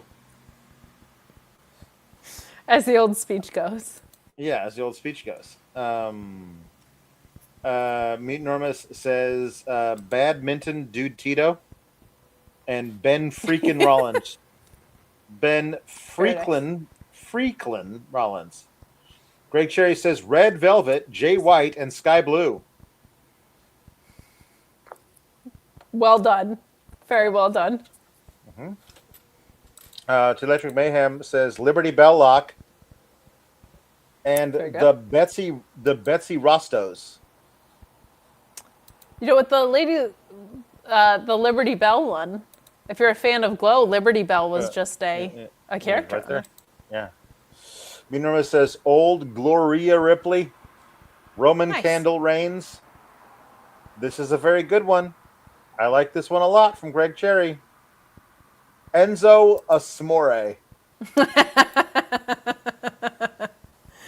My name is Enzo Asmore, and I am chocolate and marshmallow between 2 graham crackers, and you can't teach that.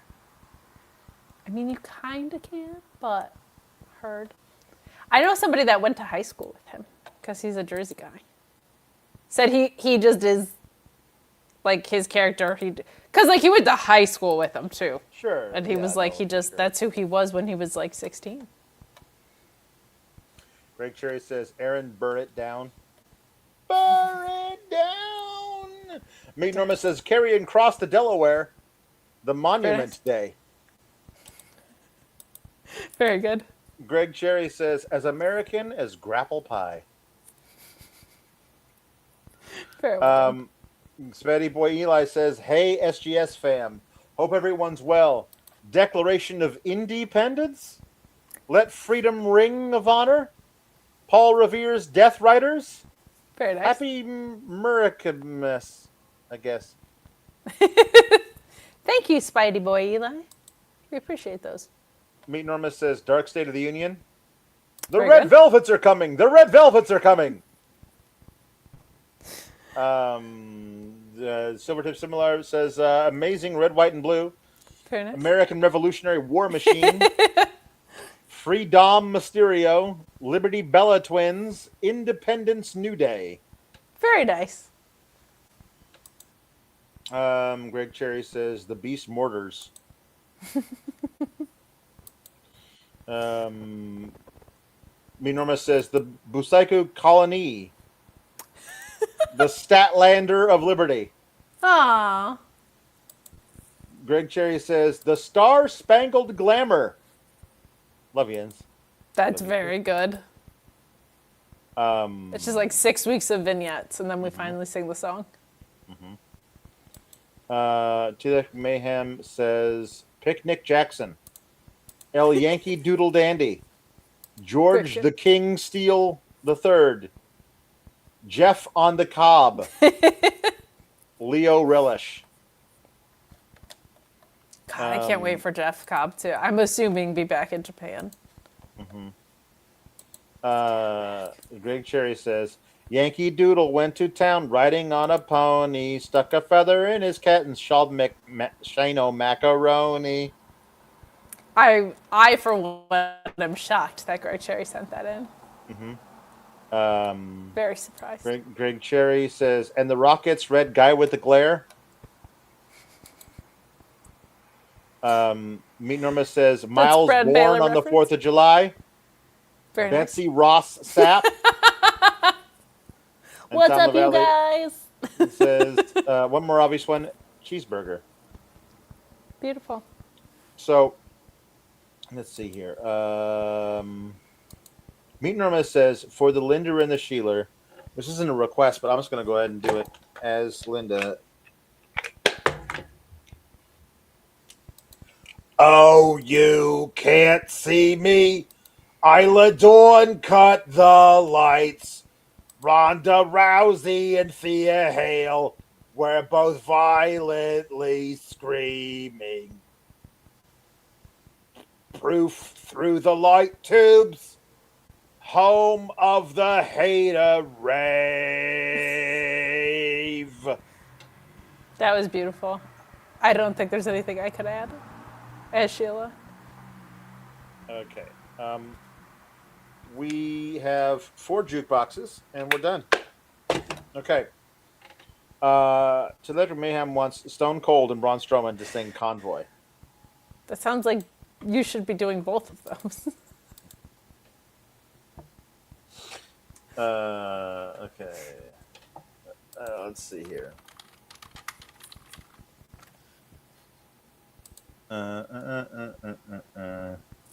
So, why don't I'll do the two. I'll do the 2 first stanzas as Braun, the lyrics, I guess the verses, and then you do the one thing of the chorus, and then we'll be done. Okay. Here we go. Okay, you do those first 2, and then you do the chorus. Yep. Breaker 19. This here's Rubber Ducky. You got a copy on me, Pigpen? Come on. Oh yeah, Pigpen for sure. By golly, it's clean. Clear to Flagtown. Come on. Oh yeah, that's a big 10-4 Pigpen. Yeah, we got adjusted. We got the front door good, buddy. Looked like we got us a convoy. Was it dark of the moon on the 6th of June in the Kenworth pulling logs. Cab over Pete with a reefer on and Jimmy hauling hogs. We's heading for Bear on I-10, about a mile out of Shaky Town. I says, Pigpen, this here's the Rubber Duck, and I'm about to put the hammer down. 'Cause we got an old convoy, what? Rocking through the night. We got a little old convoy, what? Ain't she beautiful sight? Come on and join our convoy, what? Ain't nothing gonna get in our way. We gotta roll this trucking convoy, what? Across the USA. Convoy 316 says, I just whooped your ass. What? That's very good. It's accurate, as always. It's not. It's not very good. I don't know why you guys keep doing this. I like that the American ones bring up Braun Strowman because he's just such that dude. Like, I got my truck. Okay. Food. Here we go.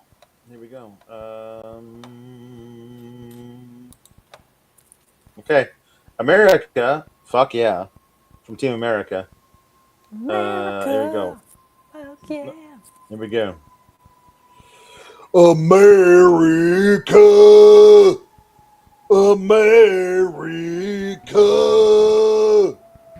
America. Fuck yeah. Coming again to save the motherfucking day. Yeah, America. Fuck yeah. Freedom is the only way. Yeah, terrorists, your game is through. Because now you have to answer to America. Fuck yeah. So lick my butt and suck on my balls, America. Fuck yeah. What you gonna do when we come for you now? It's the dream that we all share. It's the hope for tomorrow. Fuck yeah. McDonald's, fuck yeah. Walmart, fuck yeah. The Gap, fuck yeah. Baseball, fuck yeah. NFL, fuck yeah. Rock and roll, fuck yeah. The internet, fuck yeah. Slavery, well, not that one. I love if you watch Team America as that continues, they're like, books. And then you just hear it like, fuck yeah.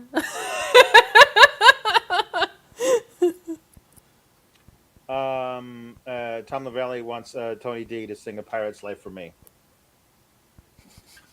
I also want that. Mm-hmm. Okay. Here we go. Okay, A Pirate's Life. For me. For me. Lyrics. And send. Okay. And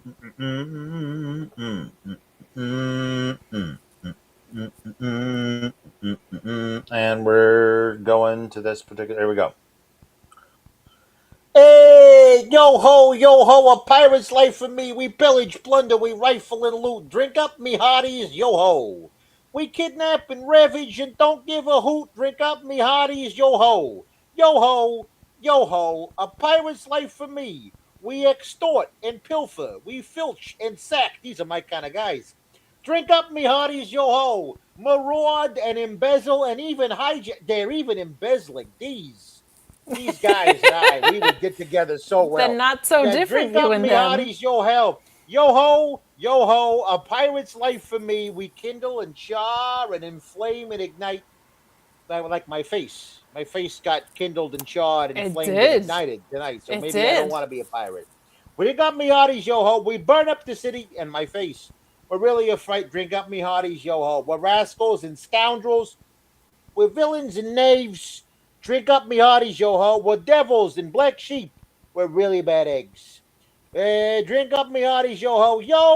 Yo ho, a pirate's life for me. We're beggars and blighters and ne'er-do-well cads. Drink up me hearties, yo ho.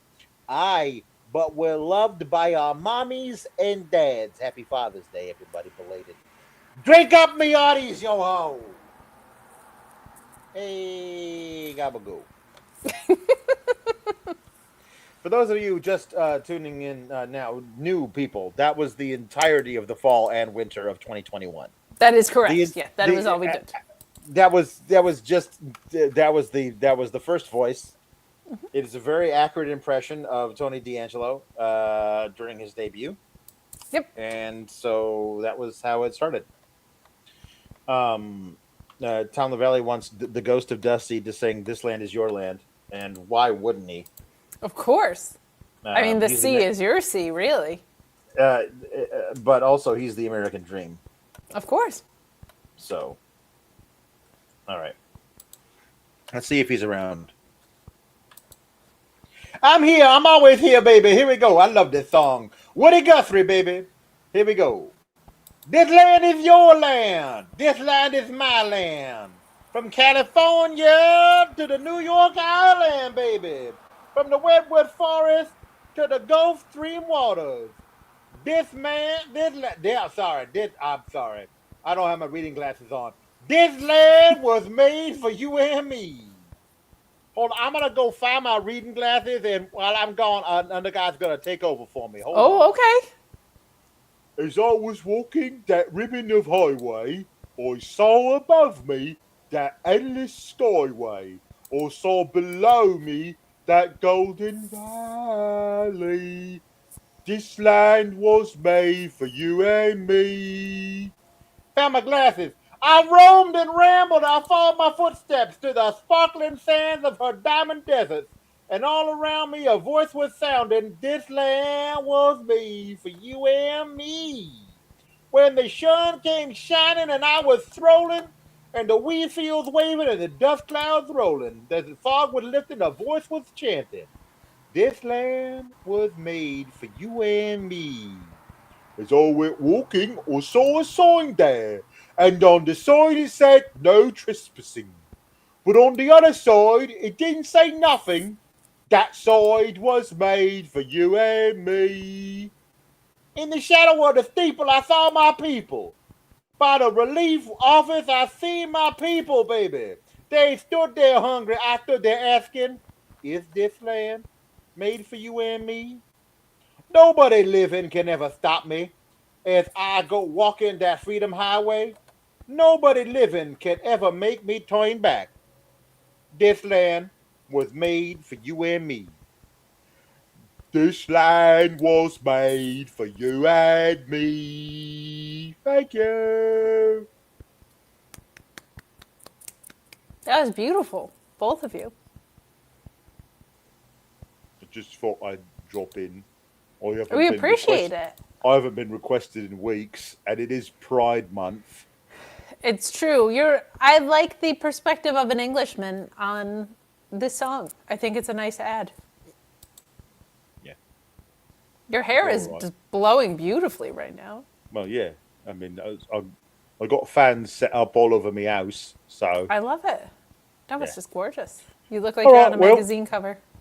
Yeah. Okay, well, in honor of a man now with one eye, keep cool, gobbergoos! Yeah.